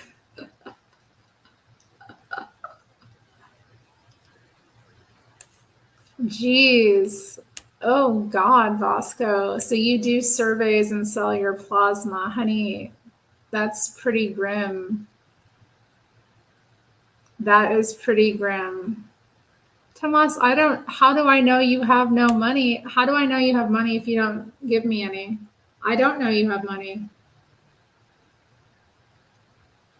I don't know that. I've never seen your finances. We've never discussed them. You've never laid them out in front of me. I have no idea. I have no idea about you. I've never seen your face. Never, what are you talking about? I know you have money. What are you talking about?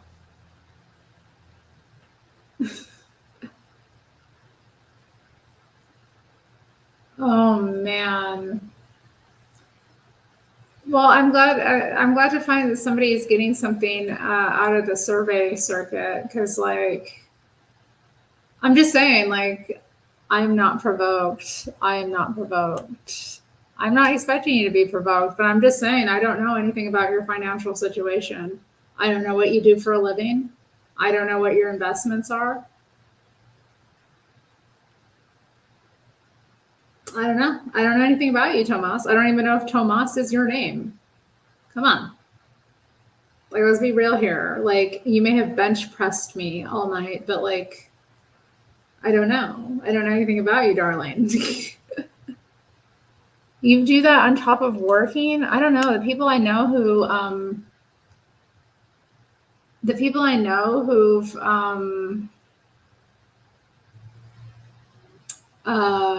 who've sold their plasma, it's just such an intense thing. You work on top of doing that. Because I had a friend who actually had some of that plasma medicine. It was horrible. She has an autoimmune issue as well. And she would get this I don't know how to describe it. Like her body would just swell and like it was very intense for a long time. It's gotten more controlled over the years, but yeah, she did get like this plasma medicine, and yeah, she her husband was like injecting it, one time we were hanging out and she had like an allergic reaction to the plasma. And that was really scary because her skin started to get like all splotchy and like it was white and red. I don't know. Like it was very disturbing. So what they're doing with that medicine, I don't know. And you have to think like who's selling their plasma because it's not usually people that are,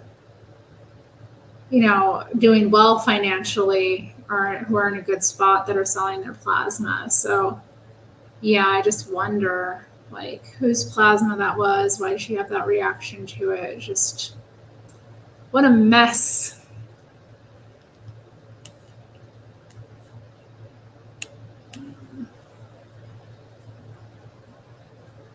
I'm sorry, I didn't mean to like click on that. I don't want to know about like I don't know.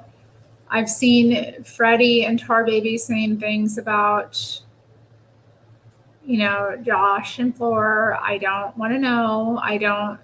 It's gossip, and now y'all are talking about Freddie, and again, I don't want to know. Like, I don't know what's gone on between you all, or like what It's just, to me, it seems like better that I don't know. Like,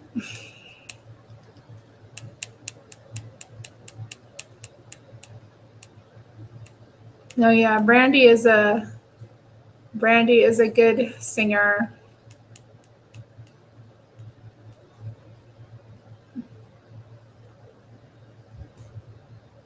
How tall are you, Fred? Because I've met some tall drug dealers. No, I understand. I mean, but yeah, like,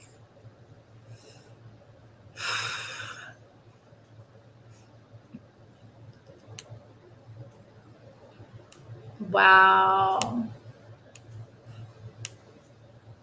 I'm broke. Okay, S.A. Brady coming in strong has pulled ahead of Frederick. Somebody out here, even though they are broke, has pulled ahead of Frederick. I am impressed. Fred is a healthy 5'8". Nice. 5'8". 5'8's a good height. I'm 5'8". 5'8 is a good height. I don't care about a man's height. We've been over this. We've been over this. Do a Jim Carrey. Okay, let me think. Jim Carrey. Give me a moment.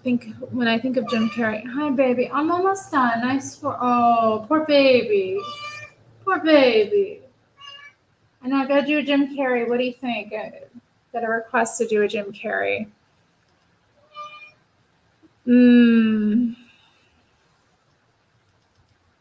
Jim Carrey. Let's think. I mean, when I think of Jim Carrey, okay, you know that film Liar Liar? I remember, he wakes up in the morning, he like took that lady to bed, and they wake up and she was like, that was great. How was it for you? And he turns to her and he goes, I've had better. I've had better. That's my Jim Carrey. Freddie's got a grandson. Dang, Freddie, you got a grandson? I didn't think you were that old. Look at Terry getting to character. I've had better. I remember seeing that in theaters and being like a kid and being like, whoa, they're talking about sex. Tomas was being Petty. What did he say? I wanted to click on that. Yeah, Tomas, you're being petty. Hi, baby. Oh, you're so sweet. Oh, I'm so lucky to have such a sweet kitty. And just like that, she has made $45 all in the name of Riggy Ego. I'm still waiting for your donation, Tomas. Hello, my love. He's breathing right into the mic. Cute. You hear his little purr? Isn't he sweet?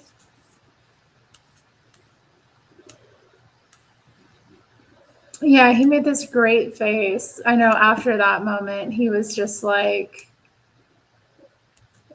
because he didn't know that he didn't have the ability to lie. And you know what? Then he had to go in court and represent Jennifer Tilly's character. You're so pretty boy. You're so pretty boy. Look at this. Oh my goodness.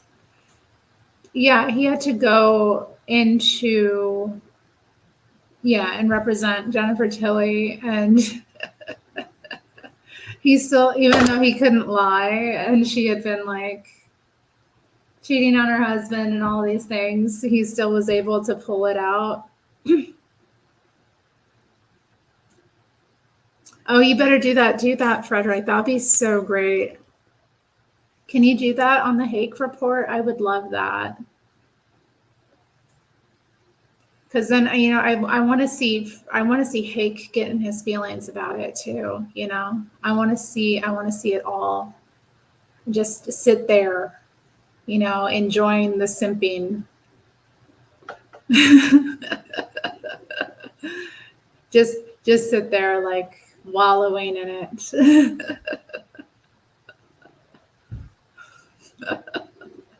Wouldn't that be great? Oh my goodness, baby. You're so sweet. I'm not afraid of him, nor I of you. Look at that. That would make my millennium. That would be better than the day that Hake defended me in front of the whole snake pit. He said, guys, leave Terri alone. I was like, oh, damn. Don't be talking about my feelings for Hake. He's just sweet. I just, I do appreciate him. He reminds me of people I've known, he really does. He reminds me of Christian friends I've had over the years that were just you don't know what to do with them because they're so pure, he has this kind of purity, but they're also kind of not in a way. I don't know how to describe it. It's just, it's autism. Maybe it is. I don't know. I do have a thing for the autism, I do have a thing for the autism, don't I? Hi, sweetie. What? You got one of my hairs. How'd you get one of my hairs? You got one of my silver hairs, too. That's a valuable one. I made a silver. How'd you get that? How'd you get a silver? You are so cute. He's feeling himself. He got his box done today. He got a fresh box all set up. Yes, he did. Oh, he was digging in that sand. I have no idea. I don't have any opinion. What is autism anyway? I don't know if I really believe in it. You know what I mean? I say that I don't really believe in it, but I have known people with autism and they do have certain issues. So I don't want to be disrespectful, but I think it's over diagnosed in people. And I think that a lot of the times, it's just not helpful. It's not helpful. And I think for a lot of us, I don't know, because I've had people be like, oh, you have autism. And it's I try to get them to, I try to get them to explain to me, why do I have autism? And what they say to me is just like, it doesn't make any sense. It's like, but then, I had Adam Lohr on here, and he does have autism, and he does struggle to, like, it does affect him a lot in terms of like understanding conversations. He doesn't always get like the line between what's a joke and what isn't. Are you jealous? Are you jealous of my dear friend Adam? Why not talk about Adam? You all met him. I love Adam. He's my dear friend, but you know what I mean? Like, he's an example of somebody who deals with that. So, and he's not my only friend that deals with that. And then of course there's like, other people in my life over the years. So I don't know. I don't always know. Yeah. Oh yeah. See, Sal, like, honestly, I think if you saw him, like, and you actually saw him, like, physically, he used to do videos back in the day where he would be on camera. And this is why I said he's, like, very good looking, from that, we talked about that. But, like, you can tell just from those kind of videos, the way he speaks and kind of interacts, he does have that going on. And anyway, yeah, Adam was the guy that was, he was drawing, but yeah, he's going through it. I told you all, he's going through it. So he gets emotional, and he's just been having a lot of stress lately. So when he gets that way, he kind of like wants to destroy all of his content, and he's it's difficult because he's very talented, like, in multiple ways. He makes music. His music is amazing. Like, years and years ago when we first met, he sent me a couple of his CDs. They are awesome. His music, and he still records music. So there's like that aspect of it, and then his live streaming, and then his comics, and all the other things he does. I just don't know. I don't know what to say. But yeah, he gets into these kind of moods, and it's hard to like know how to like help. I don't know. I'm struggling. We I was trying to like be there for him, and he kind of like, I don't know. I couldn't really help him.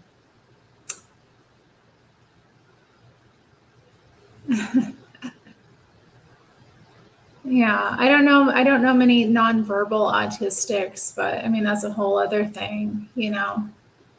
I've known people who choose not to talk who are autistic.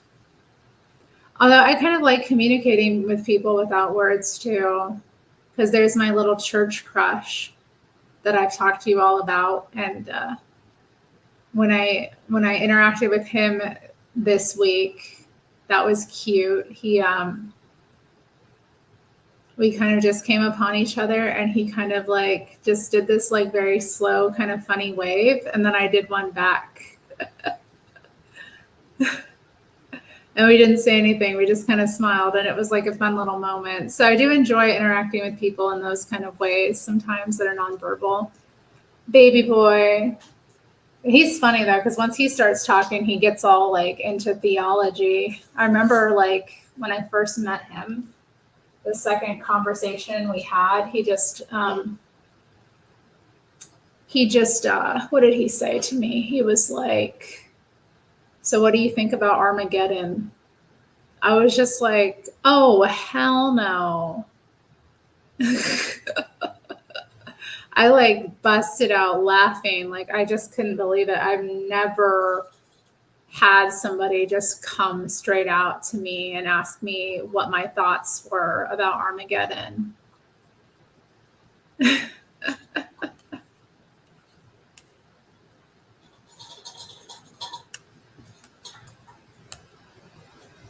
I pay my tithes.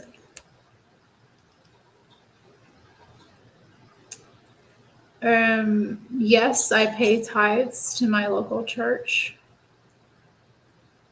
Indeed, I do. That is part of being a responsible church member.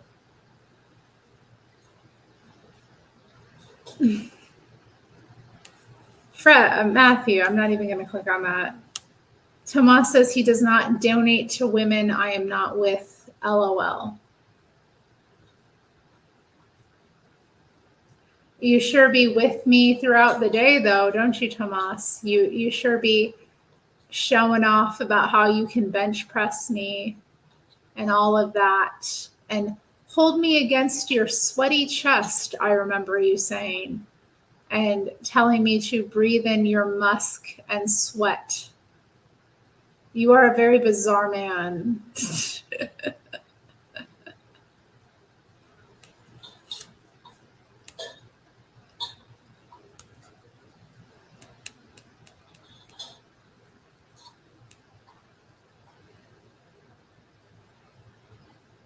I can't be bought with $20, y'all. Come on.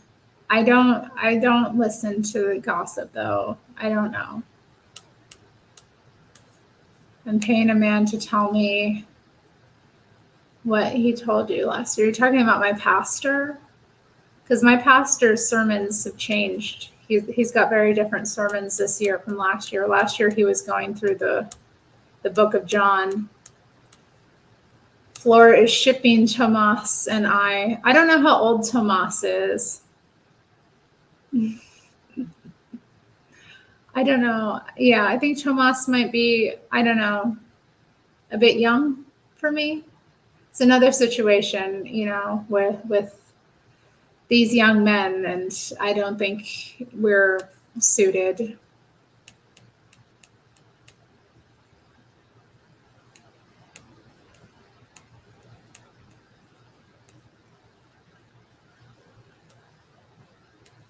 Oh, okay.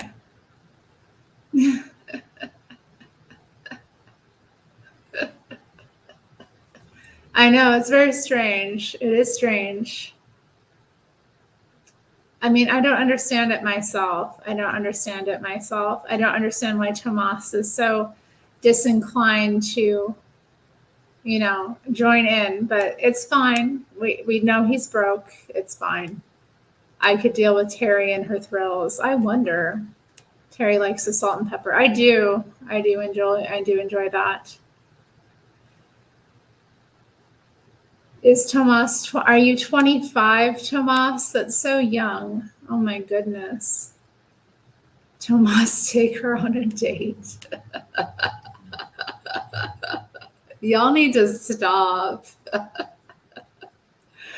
I can't imagine. Oh God, being with a 25-year-old, that would be so crazy. I can't imagine. I mean, if they had a lot of energy, I guess you could put them to doing things. I could give him a list of things and just be like, okay, honey, like go do this. Come back to me when that's done, and then if you still have a little bit of energy, then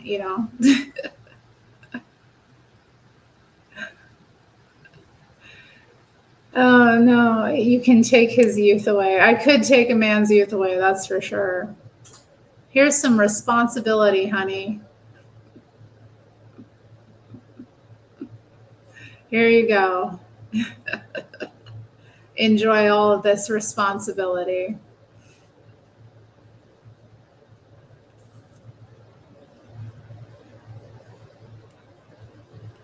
Throw money at women. As if I'm any woman. I'm so insulted. Terry's hair would turn full brown again with me. How dare you? I love my streaks. Are you kidding me? These are so badass.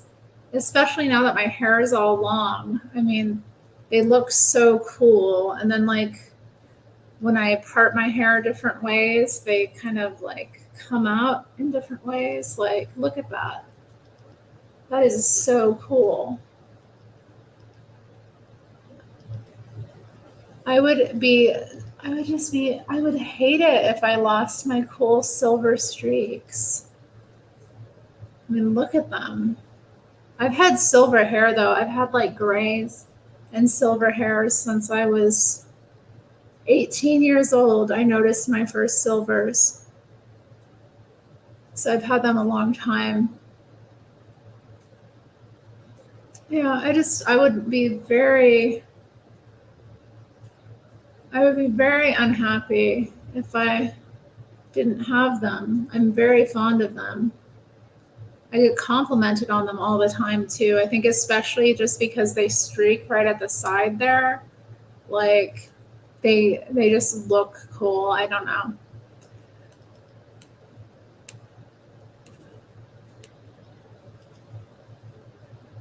Pharaoh's anchor babies.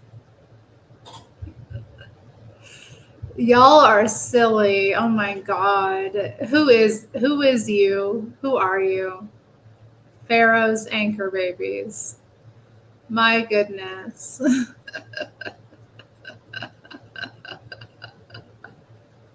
Oh my goodness.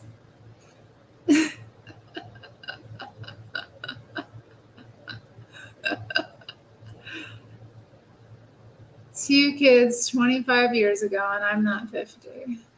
Nice. Well, you got started young. That was probably a good idea. Terry could demand a lot on the auction. Thank you, Matthew. Thank you. I mean, I don't know. It depends because, different people have different valuing systems, but I tend to not listen to people like that, who would devalue someone like me. It's so disheartening. You think it makes me look like Rogue from the X-Men? Yeah, I like it. It is. I am a bit like Rogue. Look who Rogue ended up with. Didn't she end up with Gambit? Wasn't Rogue dating Gambit? Or I don't know. Gambit was hot. I had a thing for Gambit when I was a kid. Go back to the middle part if I didn't totally screw it up. I might have. I might have totally screwed up my middle part. Anyway. Pharaoh's anchor babies is Freddie. You're blocking all of those accounts. Oh, is it? I don't know. Terry is Xavier's sister. That's funny. Rogue is awesome in the cartoons. Yeah, I liked her more in the cartoons than in the films. Yeah, I did mess up my part. Hi, Rome, too. Nice to see you. I need to get off of here soon. Rogue and Magneto. Okay, Rogue and Magneto. Yeah, Rogue could pull. Okay, yeah, Gambit, yes. He was fine. He was. He had, I don't know, he had that swag in the cartoon. It's so funny having crushes on like cartoons as a kid because like I had it in for Gambit from X-Men and then like I'm not going to admit the other one I had a crush on, but I did have a crush on another cartoon character as a kid.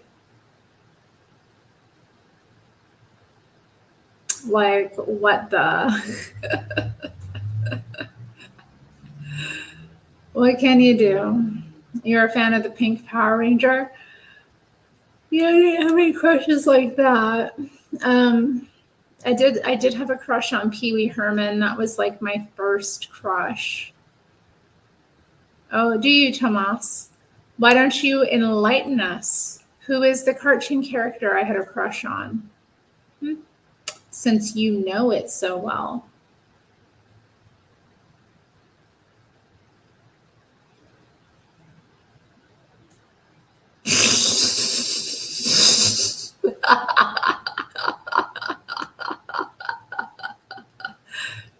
Yeah, I know when he would do that and he would pull on his little bow tie. See, and the thing about Pee Wee is that he dressed well. I see, this is where I got the like, always like a well-dressed man. He was always in a suit. He was exciting. He was fun. He was like, good. I don't know. Like, I don't know what else to say. He was just everything you could want. Rest in peace, Paul Rubens.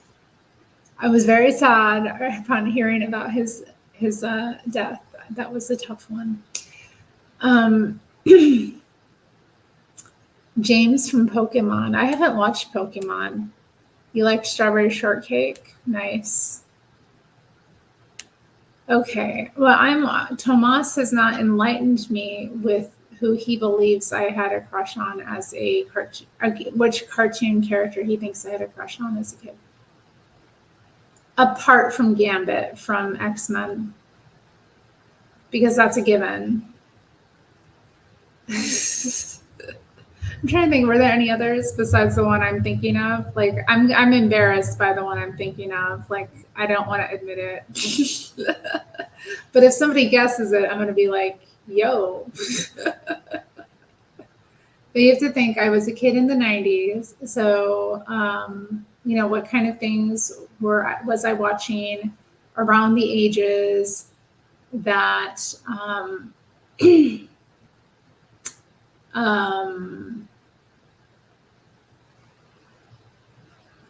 I would have developed a crush on,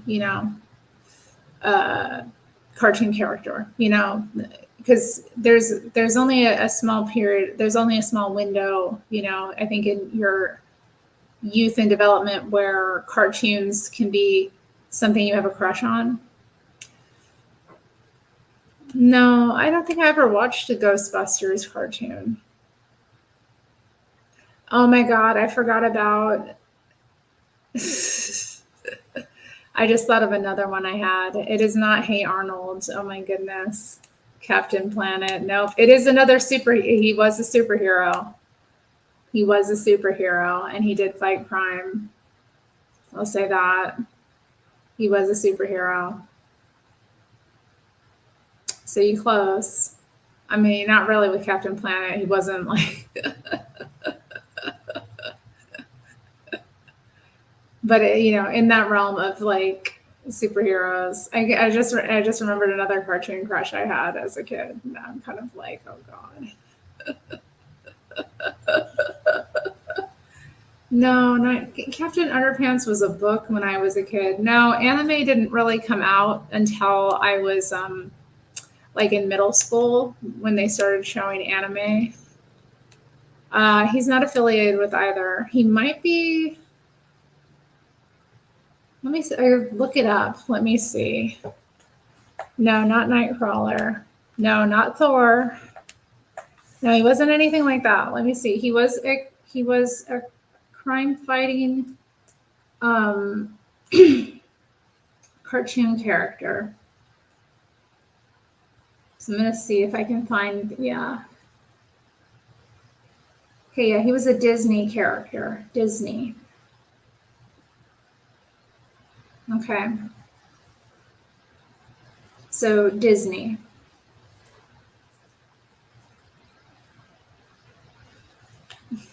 I don't even know who a lot of these ones you're talking. Guess who'd be into Mr. Garrison?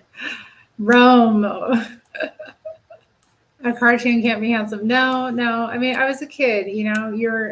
When you're a kid and you're like develop a crush on like a cartoon character, it's obviously about who they are as a person. It's not about what they look like. It's like, wow, this character is it.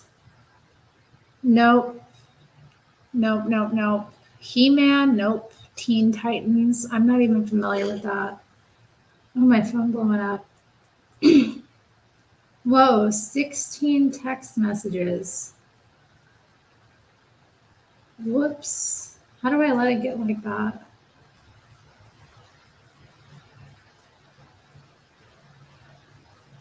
Let's see, anybody? He-Man, no. Not a Power Ranger. He was a Disney superhero, not Yosemite Sam. Think early 90s cartoon character. He was big. He was a big deal. He was a superhero, but he kind of like had some edge to him. Like he was a bit, he wasn't like all good. Oh yeah, Prince Eric, for real, for real. Prince Eric was a beefcake. Ding, ding, ding, ding, ding, ding, ding. Somebody has said it. Bosco. Bosco, you win. Bosco was the one that got it. I had a big crush on Darkwing Duck. I thought he was the finest duck I ever saw.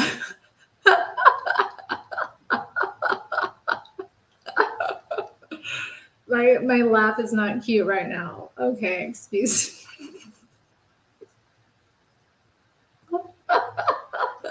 I didn't think anybody would get it. I did not think anybody would be able to uncover, even with the hint I gave. But now everybody knows.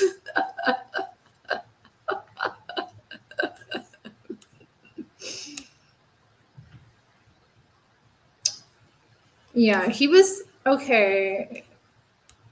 Mighty Mouse, yeah, Mighty Mouse is pretty cool, but no, like Darkwing Duck was such an interesting character. Like he was so deep, and like when he would say, "Let's get dangerous," I would be like, "Oh my god."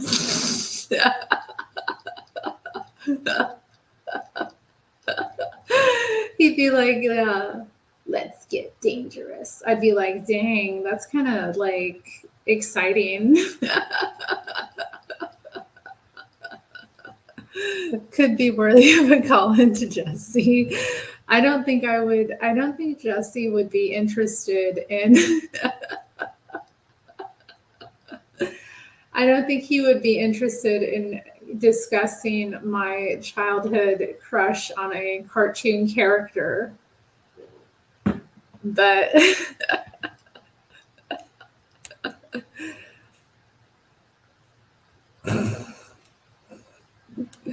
you're dying, don't die. Oh yeah, Scrooge McDuck. Scrooge McDuck was pretty cool. I'm sure he would find it funny. I mean, it is hilarious. But I mean, what am I get like? I don't think it's what relevant, because when you call in, they're like, "Do you have a question or a comment?" And what am I going to comment? I'm going to be like, "Jesse, what do you think about this?" I had a crush on Darkwing Duck as a kid. Do you think this is affecting me now as an adult? I mean, in many ways, I mean, he had such good qualities. He was such a good guy. Like Darkwing Duck was a real, like, deep character, Why are none of the men I meet as valiant as Darkwing Duck? I've been in these dating streets for a while now, and I just have not found my Darkwing Duck. Where is he? Where's Darkwing Duck? I thought that I would find a man like Darkwing Duck.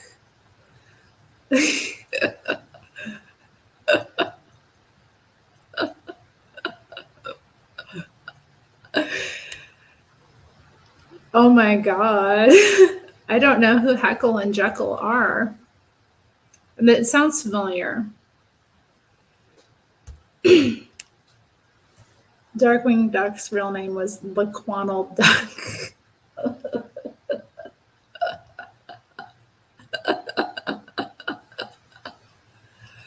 Oh Lord. Oh Lord. I can't believe I've let this out, but yeah, Darkwing Duck. How old was I? I had to be like 6 or 7. Maybe it went on longer. Maybe I was 8 before I like started to realize like it's not normal for me to be crushing on a cartoon duck. There's something not right about it. He's going to tell me, stay with it, stay with it, stay with it. I mean, one day I'm going to find my Darkwing. He's out there somewhere.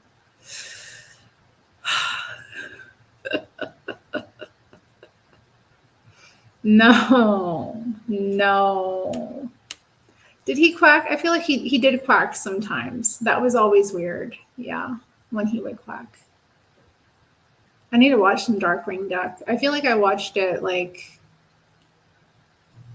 maybe once or twice in my 20s just to like revisit it. Because I still, to my mind now, I'm like, why did I have a crush on Darkwing Duck? Like Pee Wee Herman was a real person, but Darkwing Duck was a cartoon duck.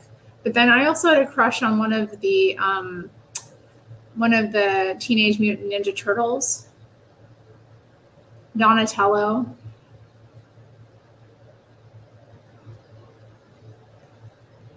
What's a mud duck?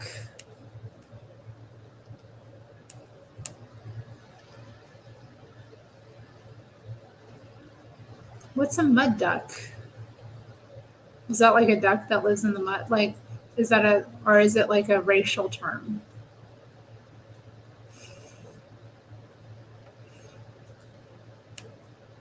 Stay with it, you'll be fine. Cleo and Heathcliff. Oh yeah, the cat. Heathcliff the cat. Quiggity quack. Yeah. So yeah, there was Darkwing and Donatello that I remember. I did love the gargoyles. Somebody mentioned gargoyles. I loved that cartoon, but I didn't have a crush on any of the Gargoyles. Muscovy duck. I don't know about Muscovy duck. Oh, he's just trying to draw you out, Freddie. He is late to the party. Although he was here earlier. Oh my goodness. Darkwing. Yeah, his whole thing was good. He had a good thing. And like didn't he like end up adopting that little girl? So like he was a sensitive guy too. Like he adopted an orphan. And I don't like Star Wars. I'll be very clear here. I do not like Star Wars at all. So, no. I loved Inspector Gadget. Oh my God, I forgot about Inspector Gadget. I don't think I had a crush on him though. I think I loved Inspector Gadget, but I didn't have a crush on him. Is there any other like hilarious crushes I had as a kid? I'm trying to think. Darkwing Duck, Pee Wee Herman, Donatello.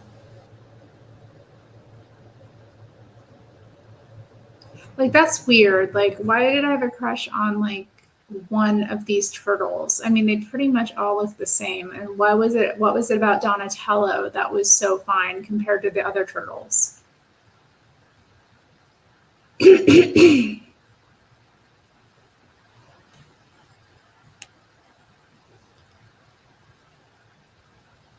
He was very sensitive, yes.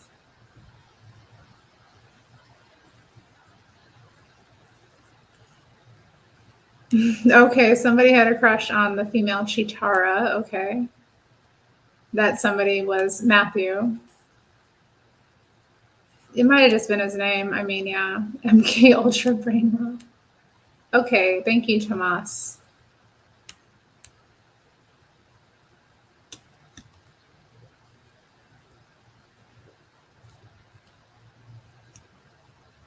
Picard. I never had a crush. No, I didn't like Star Trek either.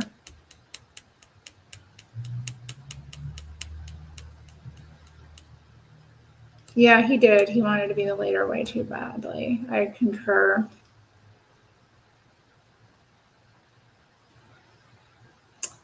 I'm trying to think. Anything else? Since we already like did that, I mean, Crispin Glover. Crispin Glover is for life, okay? I will never stop having a crush on Crispin Glover. He is amazing. I actually got to meet him. He came to town when he was doing his tour of, I think it was What Is It? It was his trilogy he did, the films he produced. And these films had They, I think they were co-written by a man who has cerebral palsy, and he starred in the film. And then they also had other stars in the film who had Down syndrome. So it was an interesting like film to see, and so he was going around promoting it, and he did a Q&A and that kind of thing. So I got to meet him at that event, and I was just he's amazing. I love his album. Actually, Adam and I kind of bonded over liking Crispin Glover, like his album. Oh, maybe that's called What Is It? Can't remember. I have it like on my counter right over there. Um,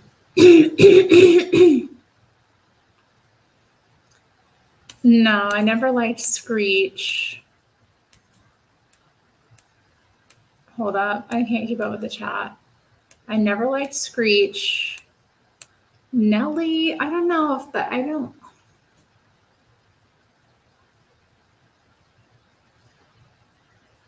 No, Nelly, I can't say that I had a crush on him. Like,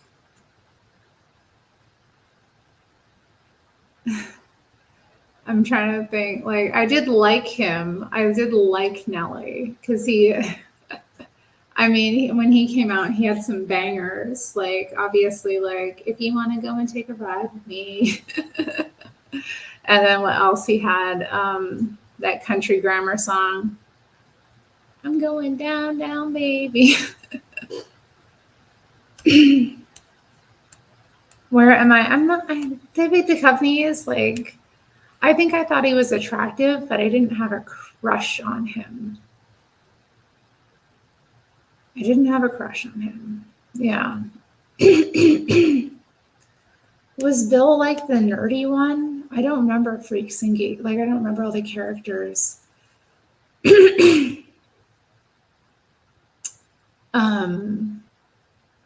So I'm thinking Bill was like the, yeah, he must be. If I'm right, then he was the nerdy one. And I didn't like anyone on Freaks and Geeks, actually. I wasn't attracted to any of them.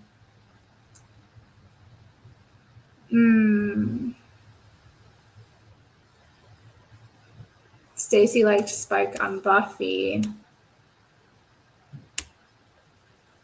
Oh, I didn't like Buffy. My dad was really into Buffy. He was like, it was so cringe. He loved Buffy. He would never miss it.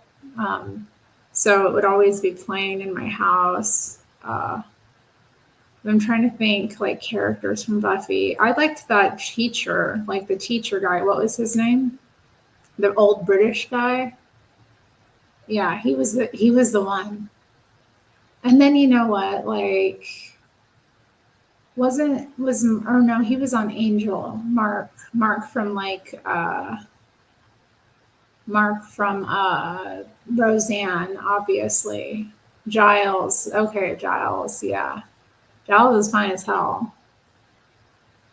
Yeah, Giles was not only a real person.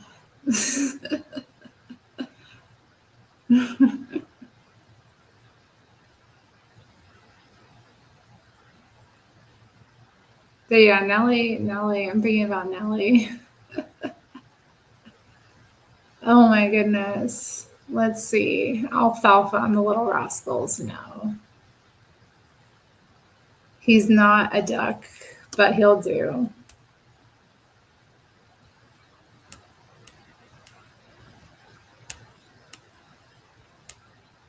The Watchers. I've never seen The Watchers. I don't want to see anyone. I don't want to see Freddie and Jalen fight. Freddie and Jalen are great. Or Jalen's great anyway.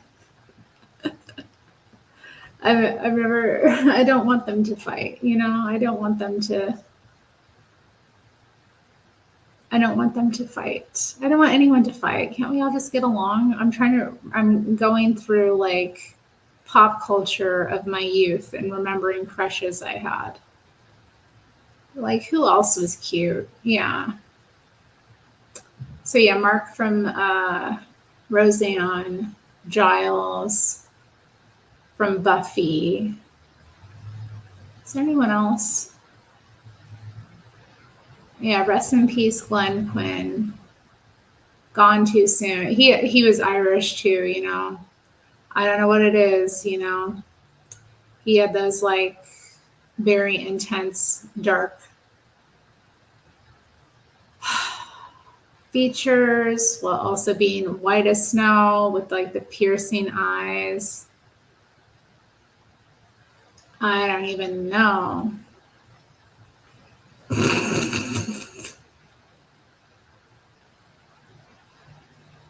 Tomas, you need to watch what you say because you are not being kind. I don't need to age in reverse. I look better now than I did when I was 25. Like, I do not have any insecurity about my age. If you, you know, are not man enough to handle an older woman, a much older woman, then so be it. If you, what comment? I am not posting that comment. That is foul. That is nasty. What? Right. I know. I just, yeah. It's not only that. It's not only that. It just, I was really in bad. I mean, I was fat. That had a lot to do with it. You know, I was overweight and that didn't look good. So I think if I hadn't been, I would have been like a bombshell, you know. Alas, I didn't have it in me at that time. And I was also crazy too. Like I was really crazy when I was 25. Like that was when I developed 25 was when I actually developed rheumatoid arthritis. That was when it like developed. So I got like really sick and I was I don't even know, like that whole summer, it took forever to actually get in to see a rheumatologist. Um, Women should look as bad as possible. That's terrible. I said that.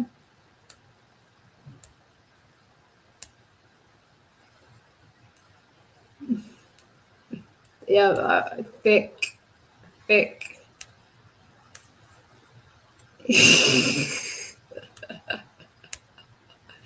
So yeah, being 25 was not a good age. I was miserable. I got sick. You know, I was dealing with all kinds of like spiritual, mental problems. The feminism wasn't good for me. Had me all crazy and out of control. Like Shane McGowan. Oh Lord, no.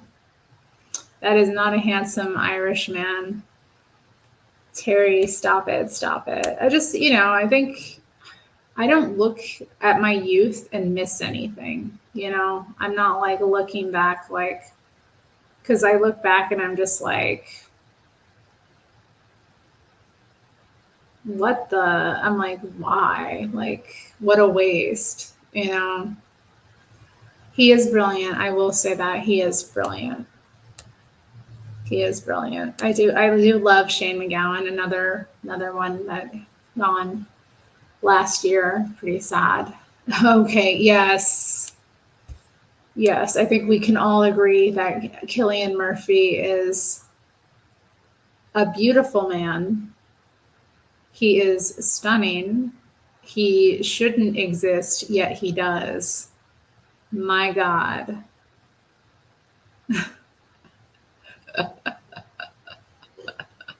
What is this?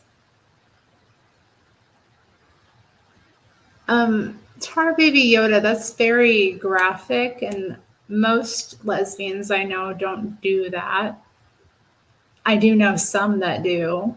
Um, they seem to be into it, but couldn't be me.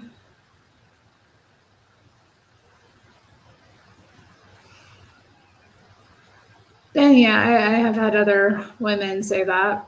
They've, well, I don't want to get into that. I don't want to, it's not, it could not be me. It's just not.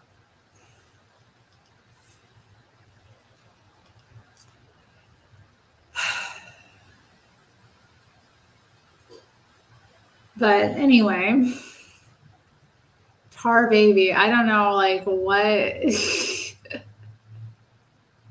I agree. It's not something that is.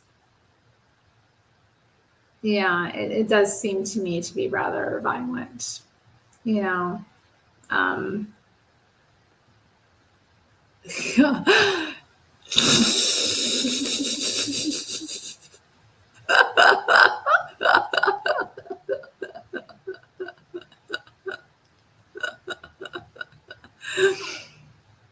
Oh Lord, that's so funny. Oh my God, you're taking up for the women here. Oh my God.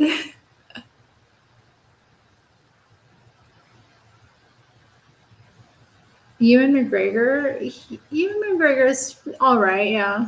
I don't know that I really had much of a crush on him, but I think I liked the way he looked. Yeah, he's kind of good looking. Not like he's good looking, but he's not anyone I ever had a crush on. You know,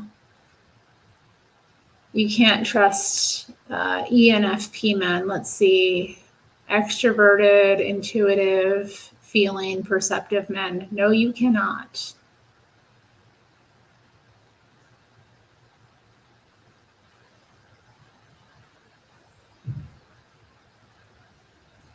You started your love for the white men.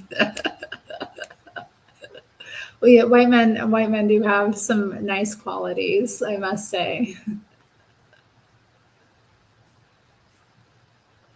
Not all, not all, not all. But they can be very beautiful. They are. Killian Murphy, what? I mean, he is just unreal. His face doesn't seem real. And it's just weird because beauty is not that common in men.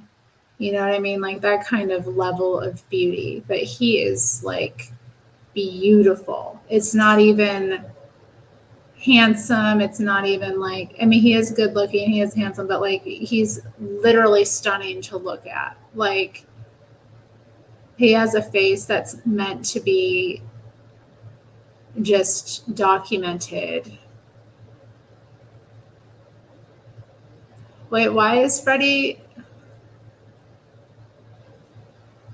Catherine Newton? I don't know who Catherine Newton is. But nice. Hmm. Huh. I'm trying to think. Was Freddie the one that was going to call into Hake's show? Yeah, he was. Marcus Scheckenberg. I'm not familiar with Marcus Scheckenberg. Yeah, he's pretty good looking too. But I mean, not great though. Like not enough to have a crush. Not enough to have a crush. Okay, well, we look forward to that. Hopefully, you know, definitely we'll have to tune in.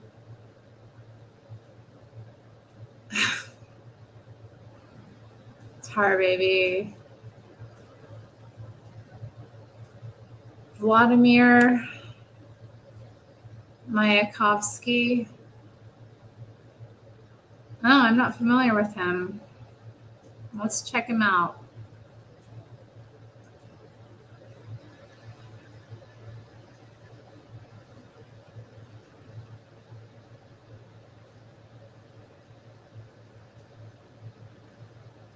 He looks terribly frightening. But you know what? Not in a bad way. I bet I could obey him. Great going, Mama Strange. Don't call me Mama. That's weird, Tomas.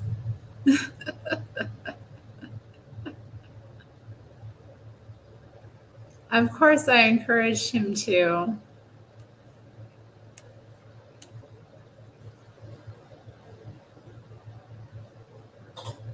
Is that what he does? I don't know. Yeah, I guess a bit.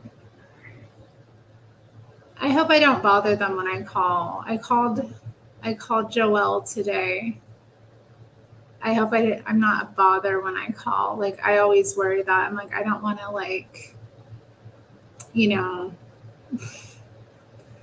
I don't when I call I don't want to be like somebody that's pestering them or something or like not a good conversation coming out of it. So I've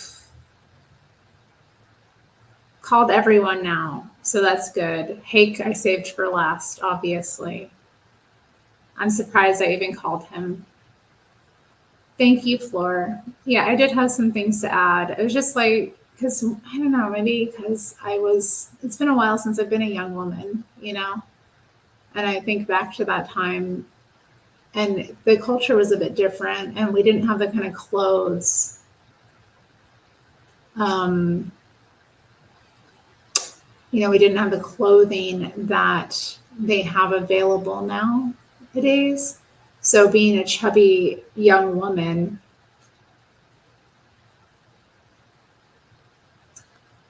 I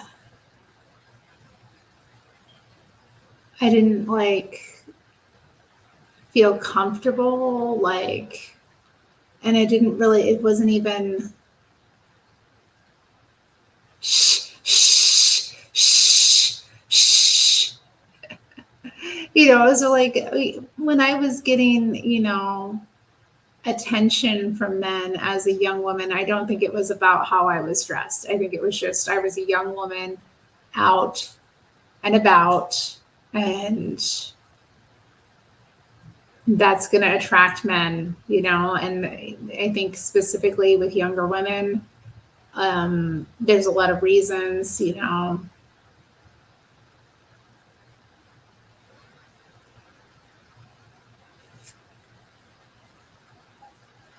Have you all noticed? I don't. Well, I mean, I do kind of like have that little kind of the woman cute voice when she calls in. Several octaves higher for Hake. I can't help it. Okay. I am what I am. Okay. I am what I am. He has that effect on me. It is what it is. When I'm in the presence of a real alpha, this is what happens. And then when I'm here on my channel.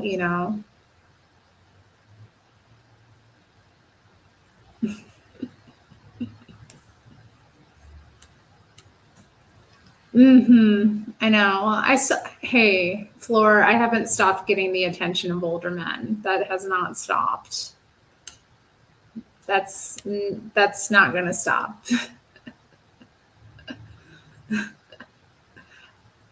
You missed my streams from several weeks back when I was dealing with some drama with older men.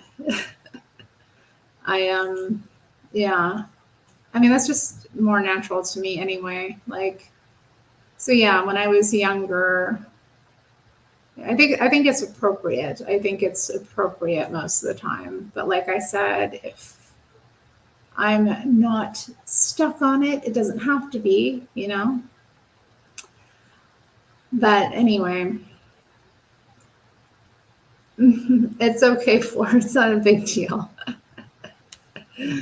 It's not it ain't no thing. But yeah, it was you get older, but like the older men will still be coming for you. I mean, and honestly, as you get a bit older, it gets a bit more less weird, because when you're in your 20s and you're dating older men, like there is a lot more scrutiny on it. And then when you're like, once you hit your mid 30s, I mean, who's going to say anything? It's just like, you don't have that same level of weirdness about it. You don't have people like judging your like relationship in the same way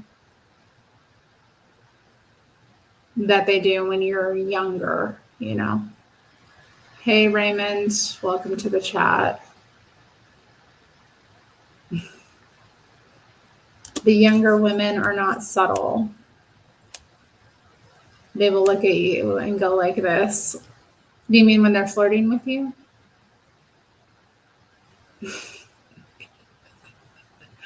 Is that true, Matthew? I feel like I was much more willful and dominant when I was younger.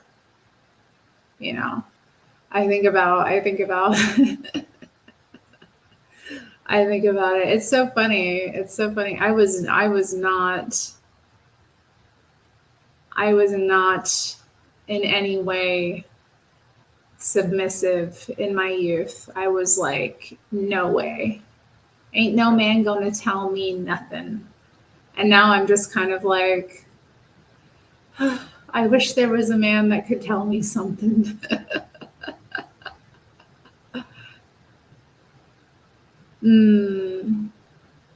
Yeah, I don't know. I think sometimes Tomas might be a teenager. What's the order of the golden knee? Order of the golden knee. What would you like to be lied to about? I mean, I don't know. It depends on the younger women. But then, like, I don't know. It's difficult though, because I've got like these younger female friends that are in their 20s, and like I'm watching them with these old ass men who suck.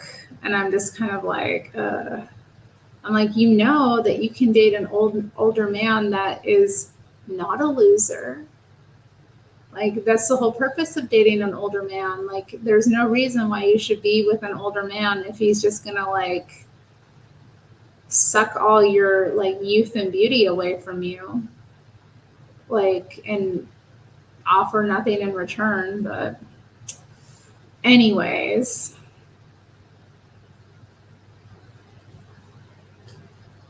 the hooser, exactly.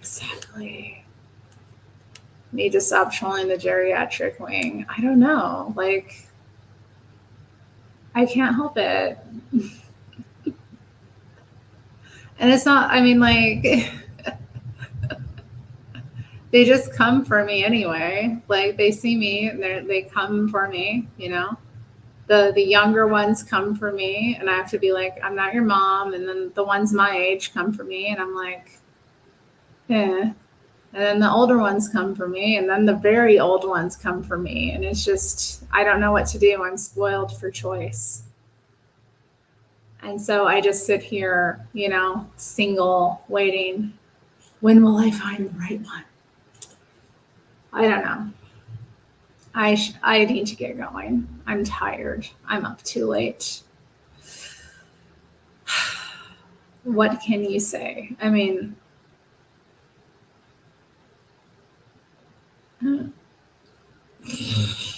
if somebody thinks I'm going to be their nurse, they're insane. A lot of these old men are in better condition than me physically. You know what I mean?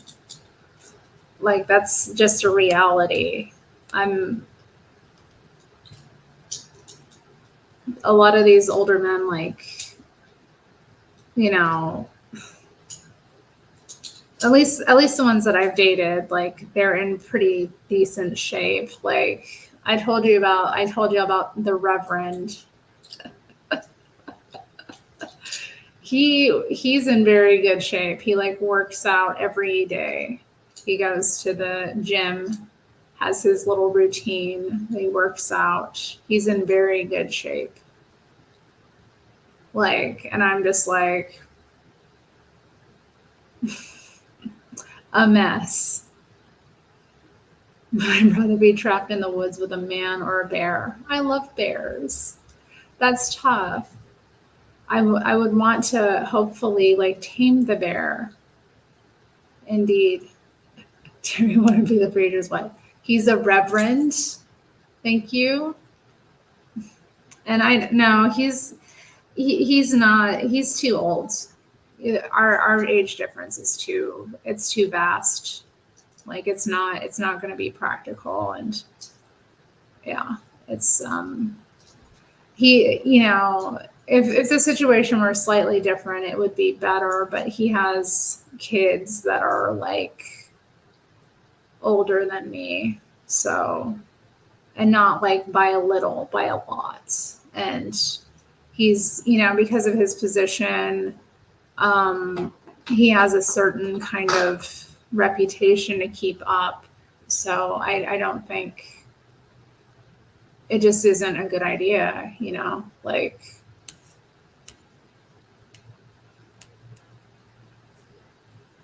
my goodness. Her baby Yoda. Yeah, same difference, Terry. I don't know what you mean, same difference. I do like bears, though. I would love to, I see those videos on the internet, on Instagram, people who have bears. Oh, man. And they go up and they pet them, or they cuddle with them, or they wrestle with them. And I'm just like, oh my God, that looks like so much fun. Looks like so much fun. Okay. Well, I mean, Reverend is kind of a different position. I think they're like slightly more. I mean, he was a pastor. He doesn't have a cane. He doesn't use a cane at all. He gets around very well.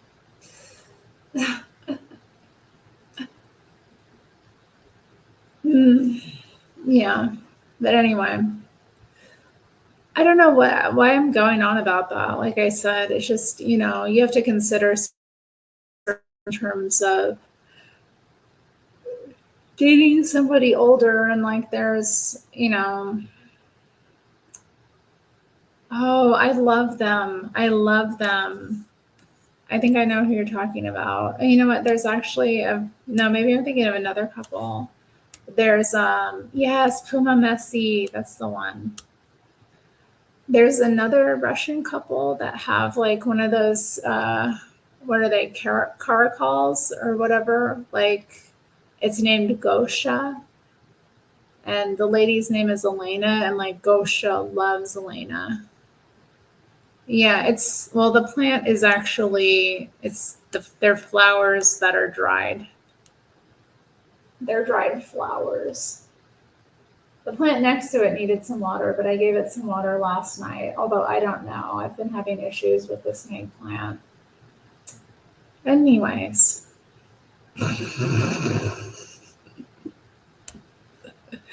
You did not. That's problematic. That is problematic. Oh, goodness. No.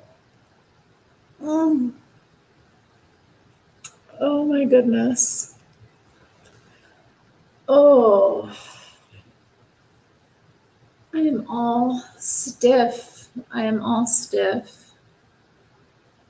It is. It's all dried up. I need to get rid of these. Yeah, I'm going to get rid of them soon. They're kind of like bringing me down. And then also when the cat wants to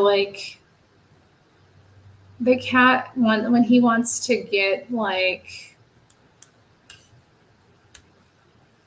on my nerves, or like get me out of bed when I won't get out of bed, one of the things he'll do is he'll come over and start like ripping at the foliage, the dead plant matter. So I do want to get rid of them just to give him one less way of harassing me, because he does these things.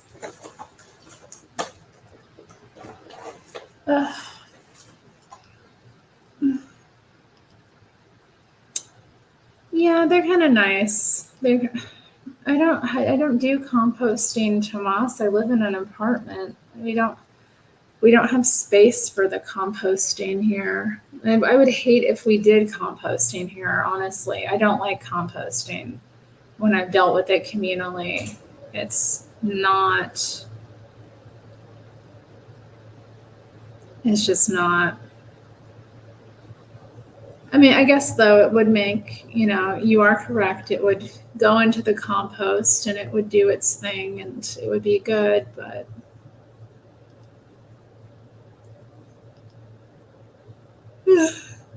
goodness. Okay, y'all. Thanks for visiting with me. 3 hours. Lord, how did I do that? 3 hours. What's wrong with me? I was gonna get on here and read the Reddit, and then I think I missed Caleb's thing entirely. I have to watch it on catch up. I was gonna troll that. I'm probably a bad friend.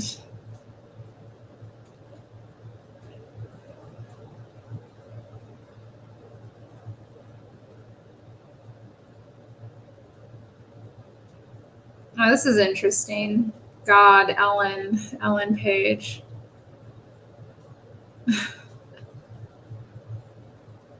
Yeah, quick little stream. I never do quick little stream. I'm just looking at this. I opened up Instagram accidentally, and the thing on the top is a picture of Ellen Page, now known as Elliot Page. And it says over the picture, Elliot Page claims he had sex with his Juno co-star all the time. And so this was posted by a lesbian woman I know who's also like anti-trans. But she said, why does Elliot Page get a pass when it comes to outing his former co-star? And it's interesting that she's using those pronouns, he. Since when is it celebrated to give out private sexual details? What am I missing here? Can someone explain to me why this is okay? No, it's not okay.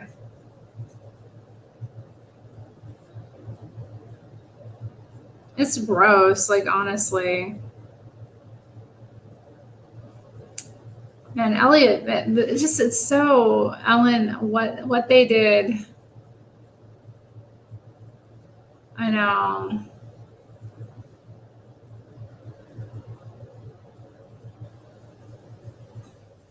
Elliot. God.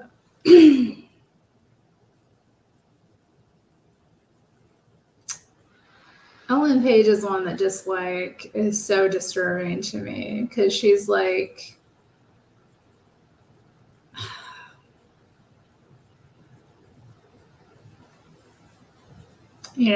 this is just rough. It's like, it's bad enough when men do this to themselves, but like when women do it to themselves, it's just so awful to watch. And it's like, she was disturbing for years because she's been like anorexic.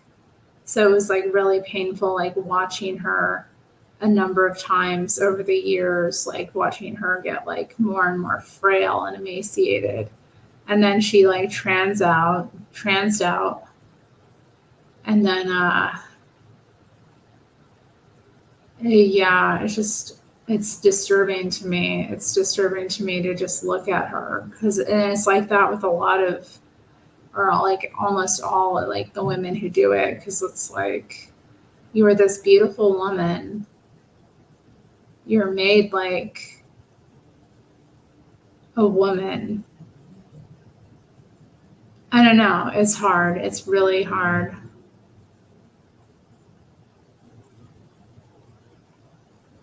Goodbye, Tomas.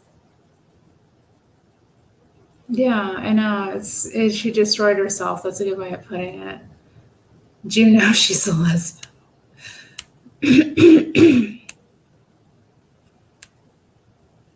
Yeah. Yeah, she destroyed herself. It's like, this is what the devil does. He takes, what God has made beautiful and just destroys it. Just completely destroys it. I mean, you see it with like a lot of these. And it's not just, the trans thing helps accelerate it, but there's so many ways in which, women are like destroying their beauty or just like purposely making themselves ugly, you know?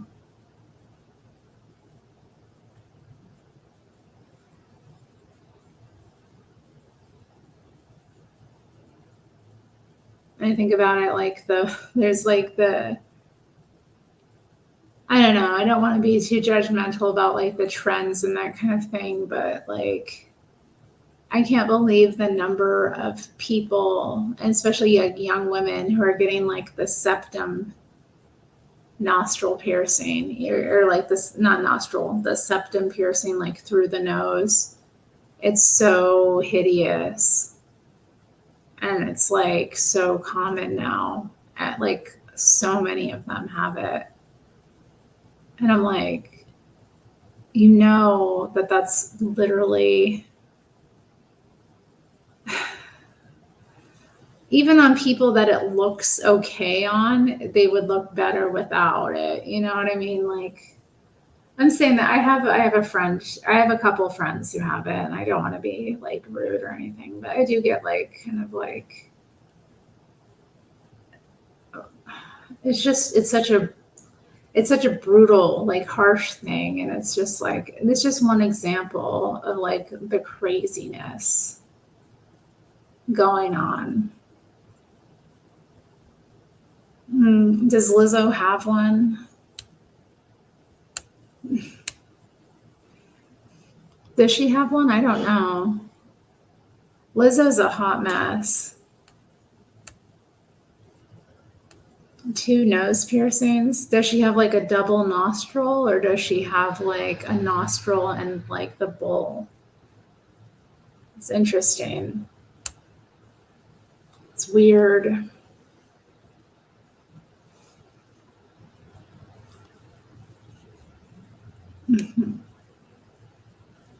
Lizzo is just, it's like,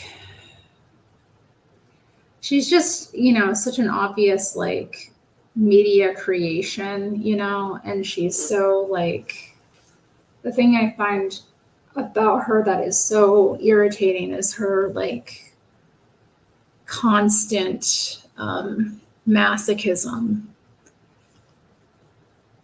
One in each nostril. That's weird. One in each nostril. Why would you get both nostrils done?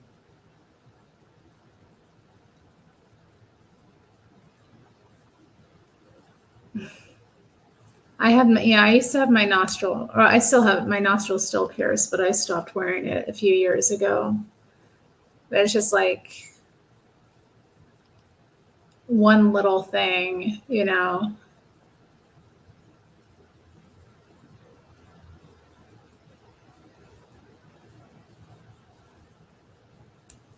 Tar baby.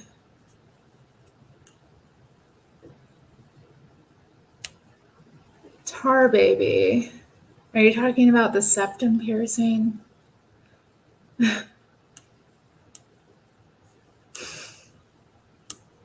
It's just like her extreme masochism, and yet she's always like, she's just so fraudulent and like vulnerable, that masochistic and like gaslighty all the time. Like, I feel consistently gaslit by her, just watching her and hearing her, the things that come out of her mouth. And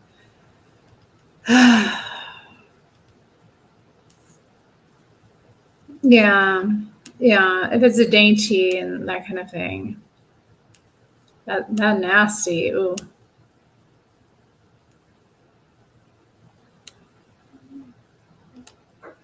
What did he respond? What did he respond?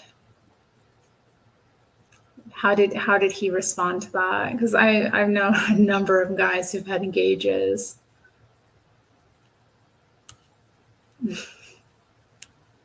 It's weird. That's weird. It's kind of like not modest, I don't think. I don't know. It was just like 2, like one in both nostrils. Like, there was a trend. when I was younger that people were getting 2 in one nostril, and that kind of looked interesting. So you would wear like 2 hoops in one nostril, or, um, but I don't know.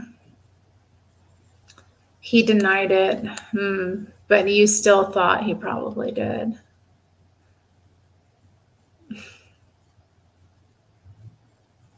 Oh, so you've got gauges. Yeah, I never.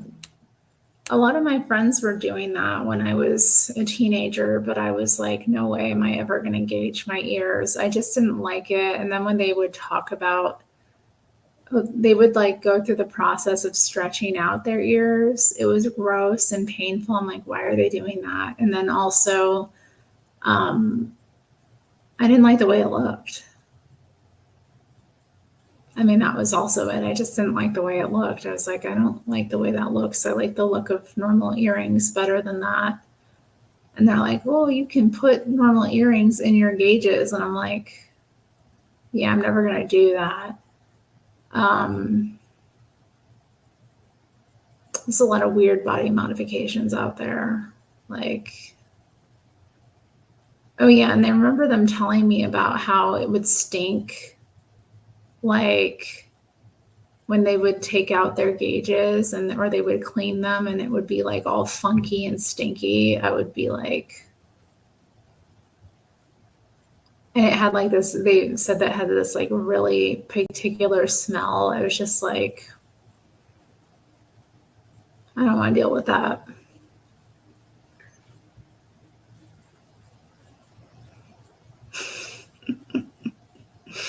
Oh well. Oh well. I don't know how we got on this kick. It's mostly that I just haven't turned off the stream, but yeah, I do find it. You don't have any tats, Matthew? What the heck? I got some tats. I love my tats though. Yeah, I knew some people had surface piercings. I knew a girl who got like right here pierced. She had like a barbell going through it. And it, of course, got infected and then it got a keloid. So she had this like growth coming out of it. Awful. And then I had a friend who got the nape of her neck pierced. So, like, back here, she got like the skin back here pierced. I'm like, I don't know why. She was trying to convince me to get more. And then she was like, she got her nipples. I was actually with her when she got her nipples done. And she was like trying to encourage me to do it. And she was like, it's so great. And I'm like, why would I want to deal with all of that? Like,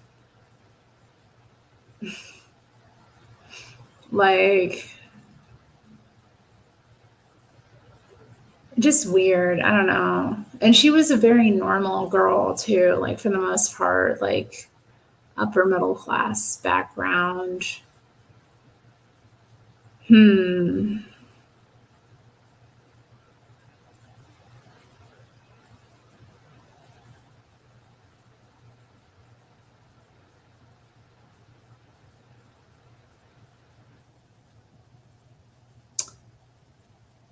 Yeah. I actually knew somebody who got her wrist pierced as well. She was an internet friend, but she got like a barbell through her wrist here. I'm like, isn't that gonna like, and she's like, it does keep catching on things and it does hurt like really badly when I bump into things. And I was like, it's such a bizarre thing to have a surface piercing, like just to have that like hanging out there. And then I had a friend who got her bridge pierced. Thankfully, that migrated out, eventually. But like, I don't know, some of these piercings.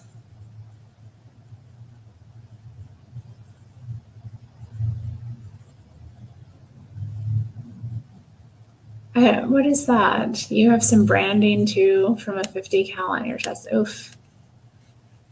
Oh my goodness. You got your belly button pierced. Isn't that weird? I never thought that would be comfortable. Like, I was always like, no way. Because it was really popular when I was a teen, and they were like, oh yeah, get it, get it. Or and guys would be like, yeah, it's so sexy. And I was like, it doesn't, I don't know. I was like, it looks like it would get caught on things and be really uncomfortable and like pose all kinds of problems with pants. And I'm so like, I love when you do when you spell out the lisp. Oops. Oops.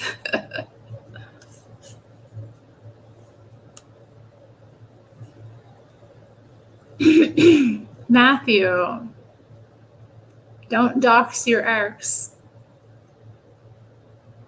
Yeah, I know. Yeah, my friend who got her nips done said she was going to get that done. We kind of stopped being friends, so I don't know if she ever got that done, but I can't imagine getting that done.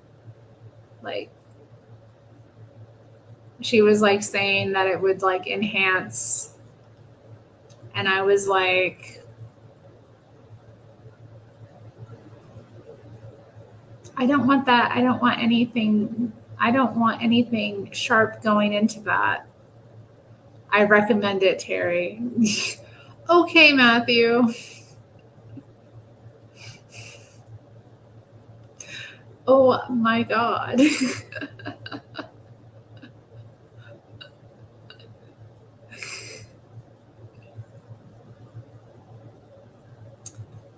I've had all the piercings I'm gonna get. I've been pierced enough.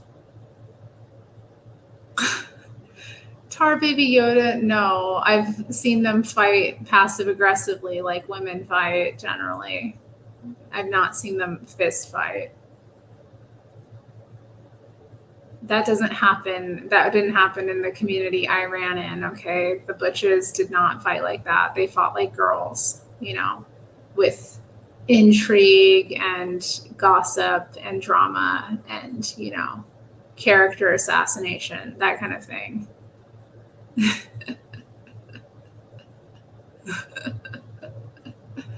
That's how the girls I know did it. Like, okay, like let's just destroy your character.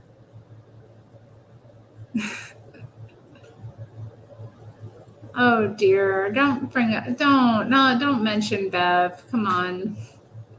Stacy. Stacy. Although you're not wrong. I mean, Bev is very critical. She has a lot of very strong opinions, and it can be quite a bit to deal with. I would say, yeah, things need to get deconstructed, and she does. It can be intense. It can be intense. Can be very intense. I mean, I had to get away from all of that. I couldn't deal with it. It's so stressful to like constantly be under that level of Matthew. Bev Joe is, I did some videos with her. They might still be on the channel. I think they are. She is she's a old time like dyke activist. She's been around since the 60s. She was a lesbian. She is a lesbian separatist and or a dyke separatist. I think she prefers that term. And she she was pretty influential to me when I was in that kind of world and life, because I read her work. She did this book with Linda Strega and another dyke named Rustin called Dykes Loving Dykes, which has these like very extreme politics, which are like around, creating the ideal like lesbian community. It's very intense. Like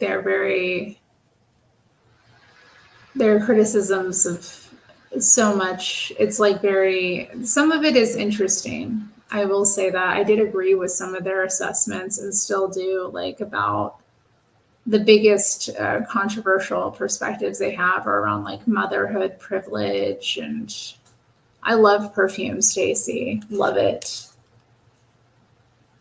Love it.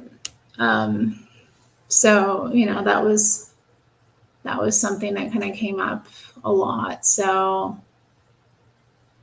um, things like that. They talked about like, so yeah, they're interesting insights. Not there's a level of truth to it, to some of the things, but a lot of it is like coming from a very evil, wicked spirit. So like you can, critique and look at dynamics between women and how we interact with one another. But if it's not coming from the right spirit, then, the whole thing is going to be kind of just wicked.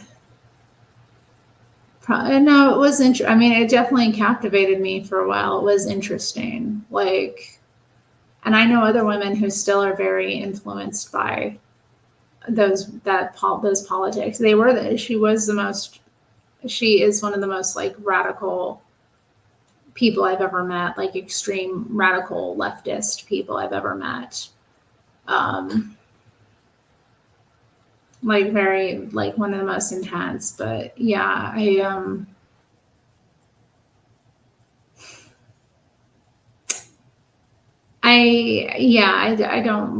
don't agree with the politics. And we were friends for a number of years, very supportive of each other. But you can't, once you kind of come out of that stuff, there's no place. So, it's hard, Baby Yoda. I don't think that she was into that kind of thing. You're very into like discussing that one type of act, which, like I said, I don't think she's very against sadomasochism and that kind of thing. Like, and that would be seen as a form of sadomasochism, doing that kind of act. And I'm just saying, like, in her defense, not all lesbians do that. Many don't and would not. And a lot of them are horrified by it. I remember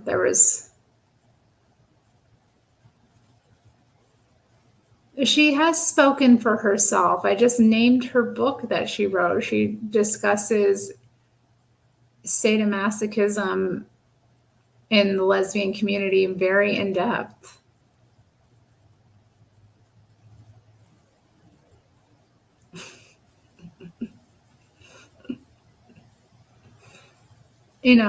Like I'm not, this is again, like, I'm not trying to, what am I trying to say? Like, this is somebody who,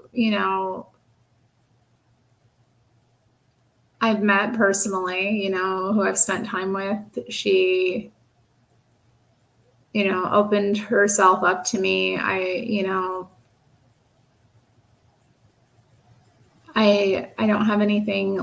don't have anything really negative to say about her. I just, I have my perspective about it. And in terms of, I'm not gonna, like, if somebody's like using that kind of language like Tar Baby Yoda is, or describing certain things that she's not involved in, then I'm going to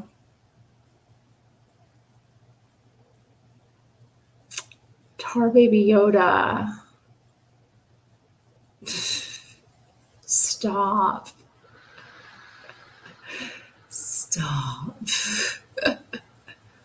I think she would be very horrified.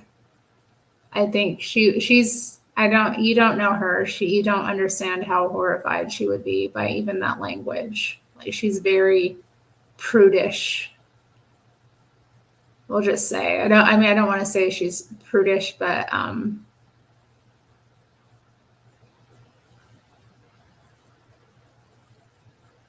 I think she would be very horrified by that. And also the fact that a man is even asking her that, she would, feel very. But anyway, I don't want to, again, talking about her. She got brought up by Stacy, like, now we're talking about her, and I don't want to say anything about her that's.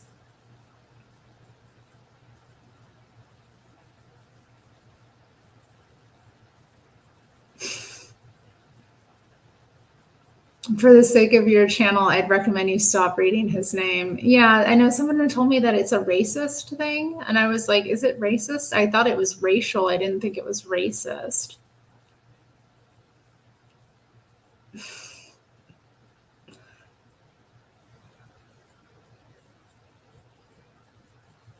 Anyway, Yoda's name will get you a strike. Oh my goodness.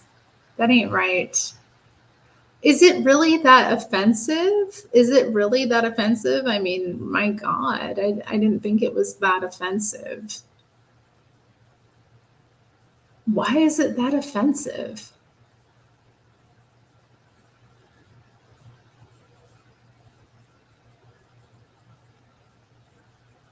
This is a beautiful name.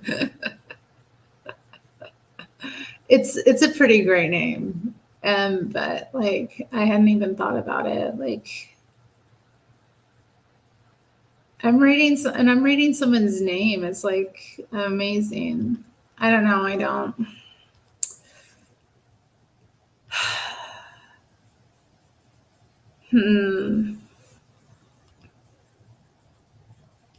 Well, hopefully YouTube doesn't punish me for reading it. Christian in conjunction with white will be a strike. Oh my God. Can you stop with your victim complexes? You're just trading one victim complex for another. I'm not worried about my channel being, well, honestly, the only thing keeping my channel down is me. Okay. It's me. I'm the problem. It's me. Okay. If I'm the one that's, responsible for my channel and what happens on it and, the quality of the content I produce, which, it could be better. So, and also like a lot of my longtime subscribers aren't going to be into my content now because I'm no longer pushing their victim narratives that they're into. So I'll be fine.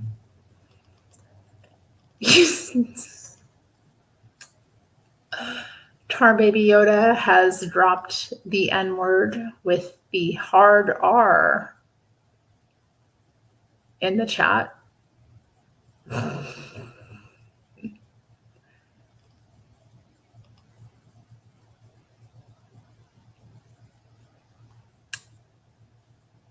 Oh man.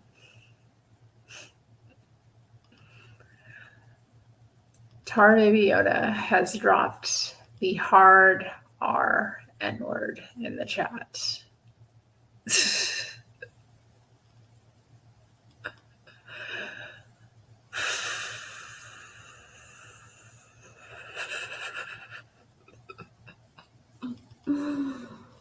Oh my goodness.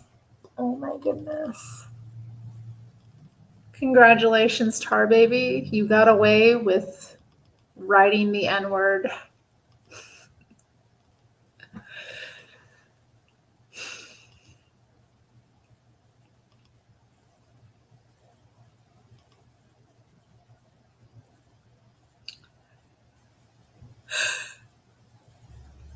Oh my goodness.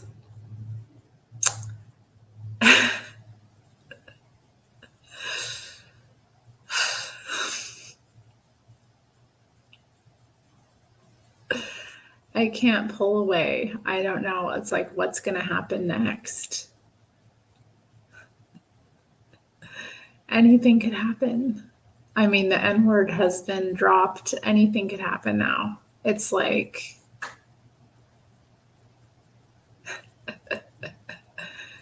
You had to try. And, it's a good thing that I have my, I don't have my chat being censored. So I got to see it.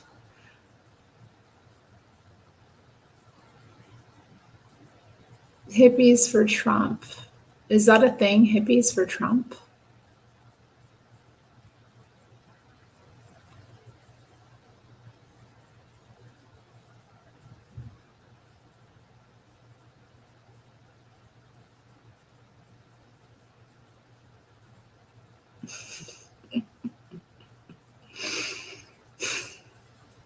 I'm so glad that, everyone is here is very,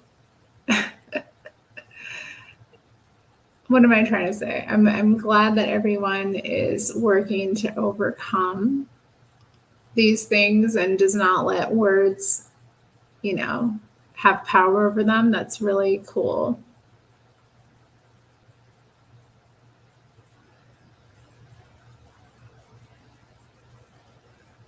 I'm glad to hear that.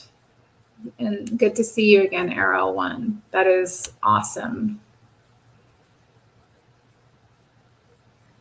I'm glad to know that it's helped you.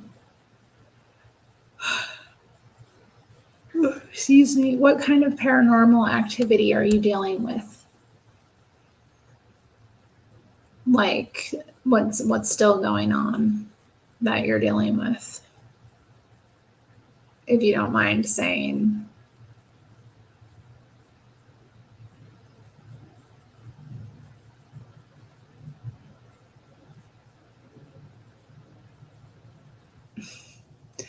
I do have to work tomorrow. I don't know if I should have streamed late today. But it's been a fun one. We have had fun.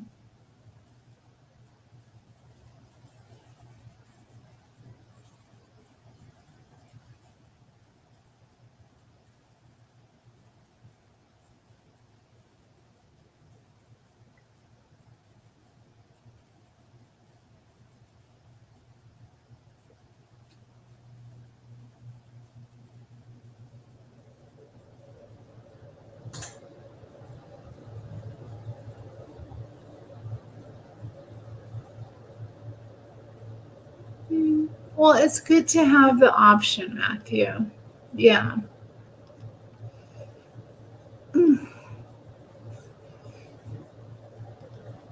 Oh, goodness. Ugh.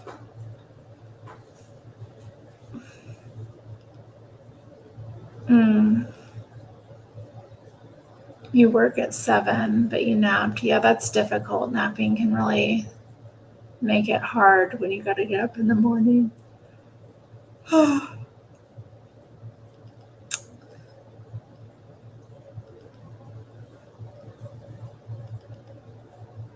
Yeah, we are having slumber party vibes. If only I was on my phone, I could take you all with me while I take off my makeup and such. Alas. You're drinking Arab tea with a Syrian guy. That sounds nice. Is it slightly minty? Or I remember what was the herb that they used to put in the tea that I loved? There was this amazing tea I used to get. It had maybe it was tarragon. I don't know for sure, but it gave the tea this like very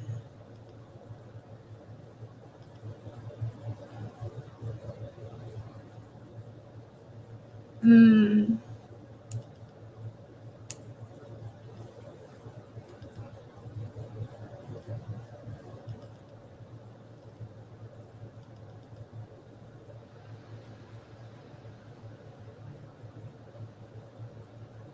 mm, it changed when you got a medium involved. That's interesting.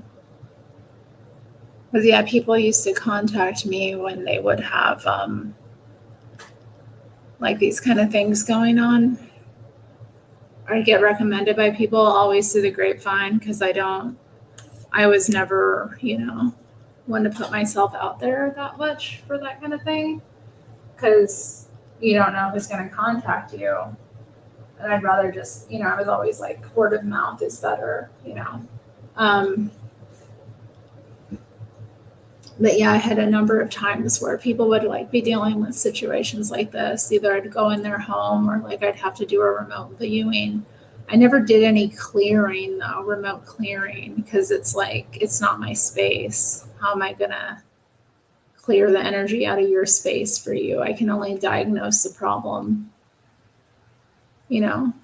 I didn't understand. So you have to be careful, like, and yeah, with that too, like do a remote clearing. Like, I wouldn't trust someone else to do that because it's like, you have to understand it's happening to you. You have to be the one to like deal with it.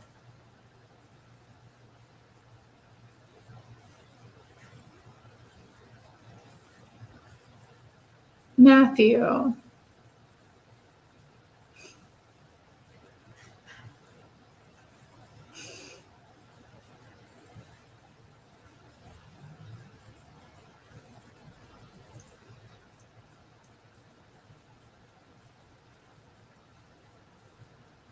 Yeah, I can't imagine any. I mean, seeing a medium isn't like, why did you go see a medium? Like, was it random or was it like, why did you go see a medium? That's weird. I mean, the only time like a medium should be contacted is like if you're dealing with something specific. It's weird to me, like people will just like go seek out these kind of things, like just for a thrill, to talk to her dead family.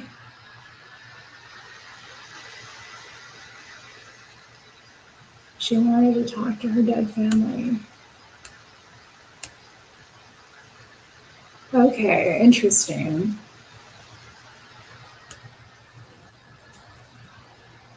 And what did the medium do?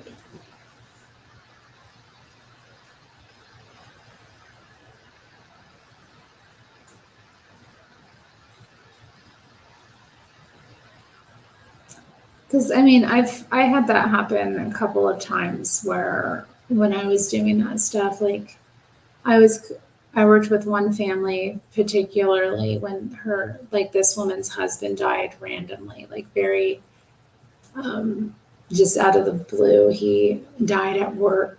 He didn't come home one night and he had been like, I guess he'd had a heart attack. And he was in construction or something. He'd had a heart attack and he like was alone and they didn't find him until like the next morning. So yeah, he died suddenly and left his wife and like family kind of in a difficult situation. So I was recommended by a mutual friend that we had. Like the woman's daughter was friends with a friend of mine. And that was an interesting experience. But yeah, they were I worked with them a couple times. I did not charge them very much money at all. I think I charged her $25 for each reading I did. And then there was another time I was doing a reading for someone. I was doing a tarot reading for someone, and then she asked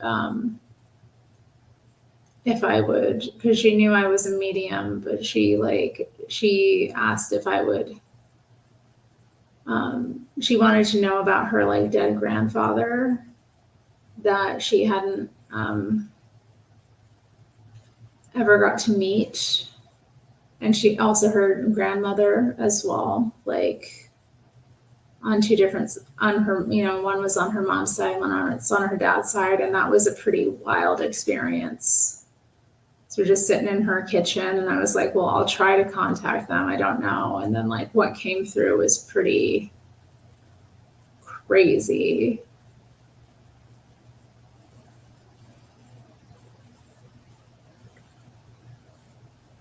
Yeah, I mean, yeah, you have to. I was kind of stalling to get more information about your situation too, just kind of going on. But yeah, these things will be attracted to you when you're in that kind of very like dark energy. I don't want to just say that they're attracted to you. It's just kind of, it goes along with it because you're kind of in a, when you're in that, you're under spiritual oppression, and they don't want you to overcome. That's the thing. They don't want you to kind of get out of that. So um, they do everything to kind of like keep you on edge, especially if you're having like any sort of like traumatic issues. Like if they like keep you on edge by like startling you, it's like a way to keep you in that vibration. So yeah, I'm glad that you're reciting the Psalms and that you're standing firm because it's going to strengthen you over time, and they will have to flee.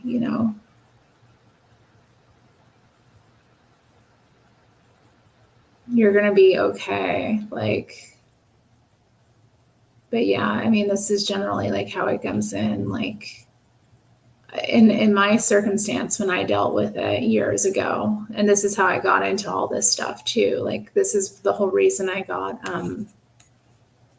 into the occult was because of dealing with like this kind of phenomena myself. So I know how like unnerving it can be and like distressing it can be to like be in your home and not feel safe or comfortable, and to feel like constantly on edge, and to feel like something's always happening, like it's not knowing what to expect or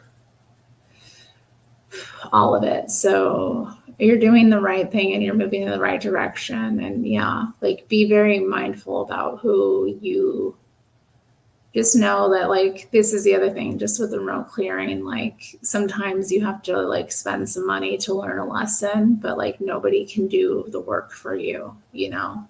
This is your mess essentially, and it's like you have to clean it up.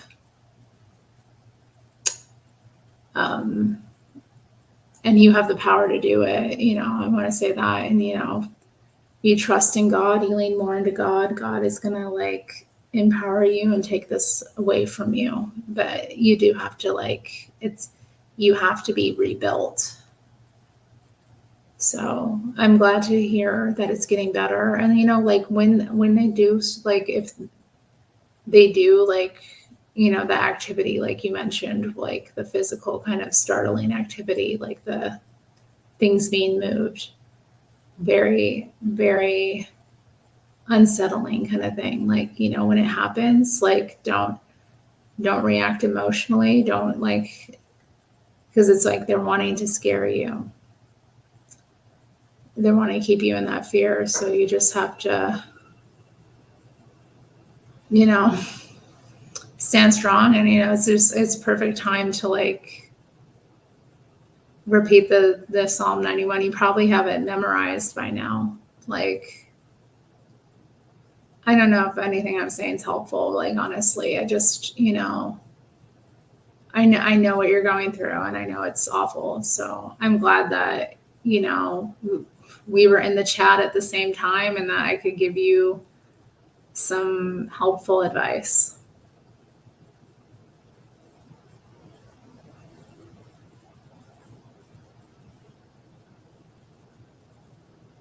Um,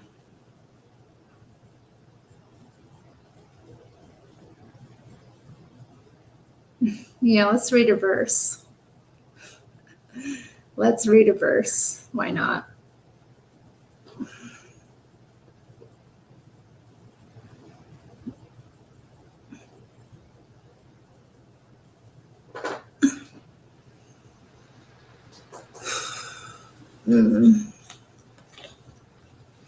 John 4:21. Oh my goodness. Yeah, you were mentioning that earlier. You wanted that read in Josh's chat, didn't you? But we didn't get to it.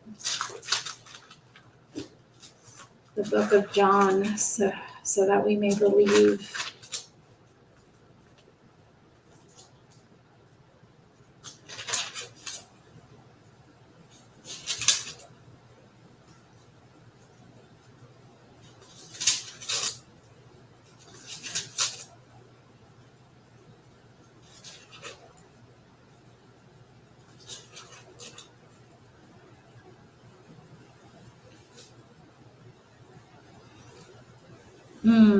So this is about the woman at the well. Jesus said to her, "Woman, believe me, the hour is coming when you will neither on this mountain nor in Jerusalem worship the Father. You worship what you do not know. We know what we worship, for salvation is of the Jews. But the hour is coming, and now is, when the true worshipers will worship the Father in spirit and truth. For the Father is seeking such to worship him. God is spirit, and those who worship him must worship in spirit and truth." The woman said to him, "I know that Messiah is coming, who is called by Christ. When he comes, he will tell us all these things." Jesus said to her, "I who speak to you am he."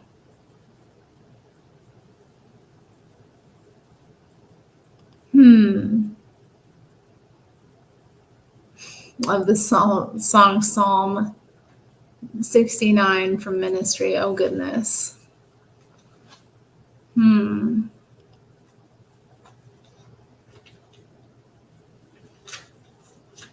Here, I'll read from the book of Micah.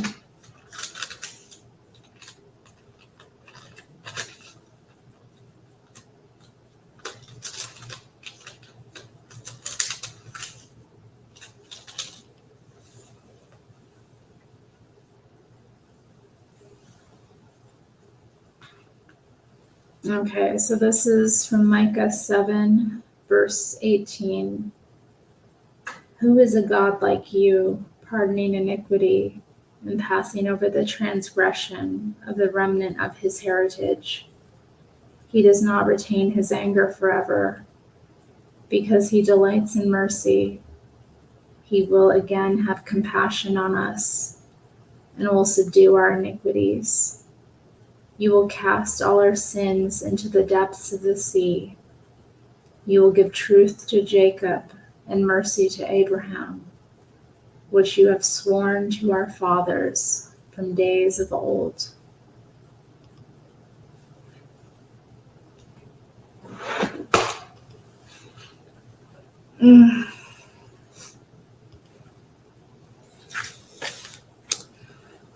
All right, y'all. I hope you all have a good evening and get some good rest. And I'll see you when I see you.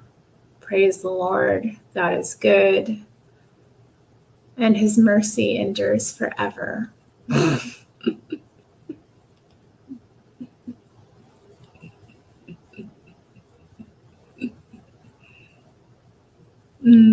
All right. Peace, y'all. Be good. Be well.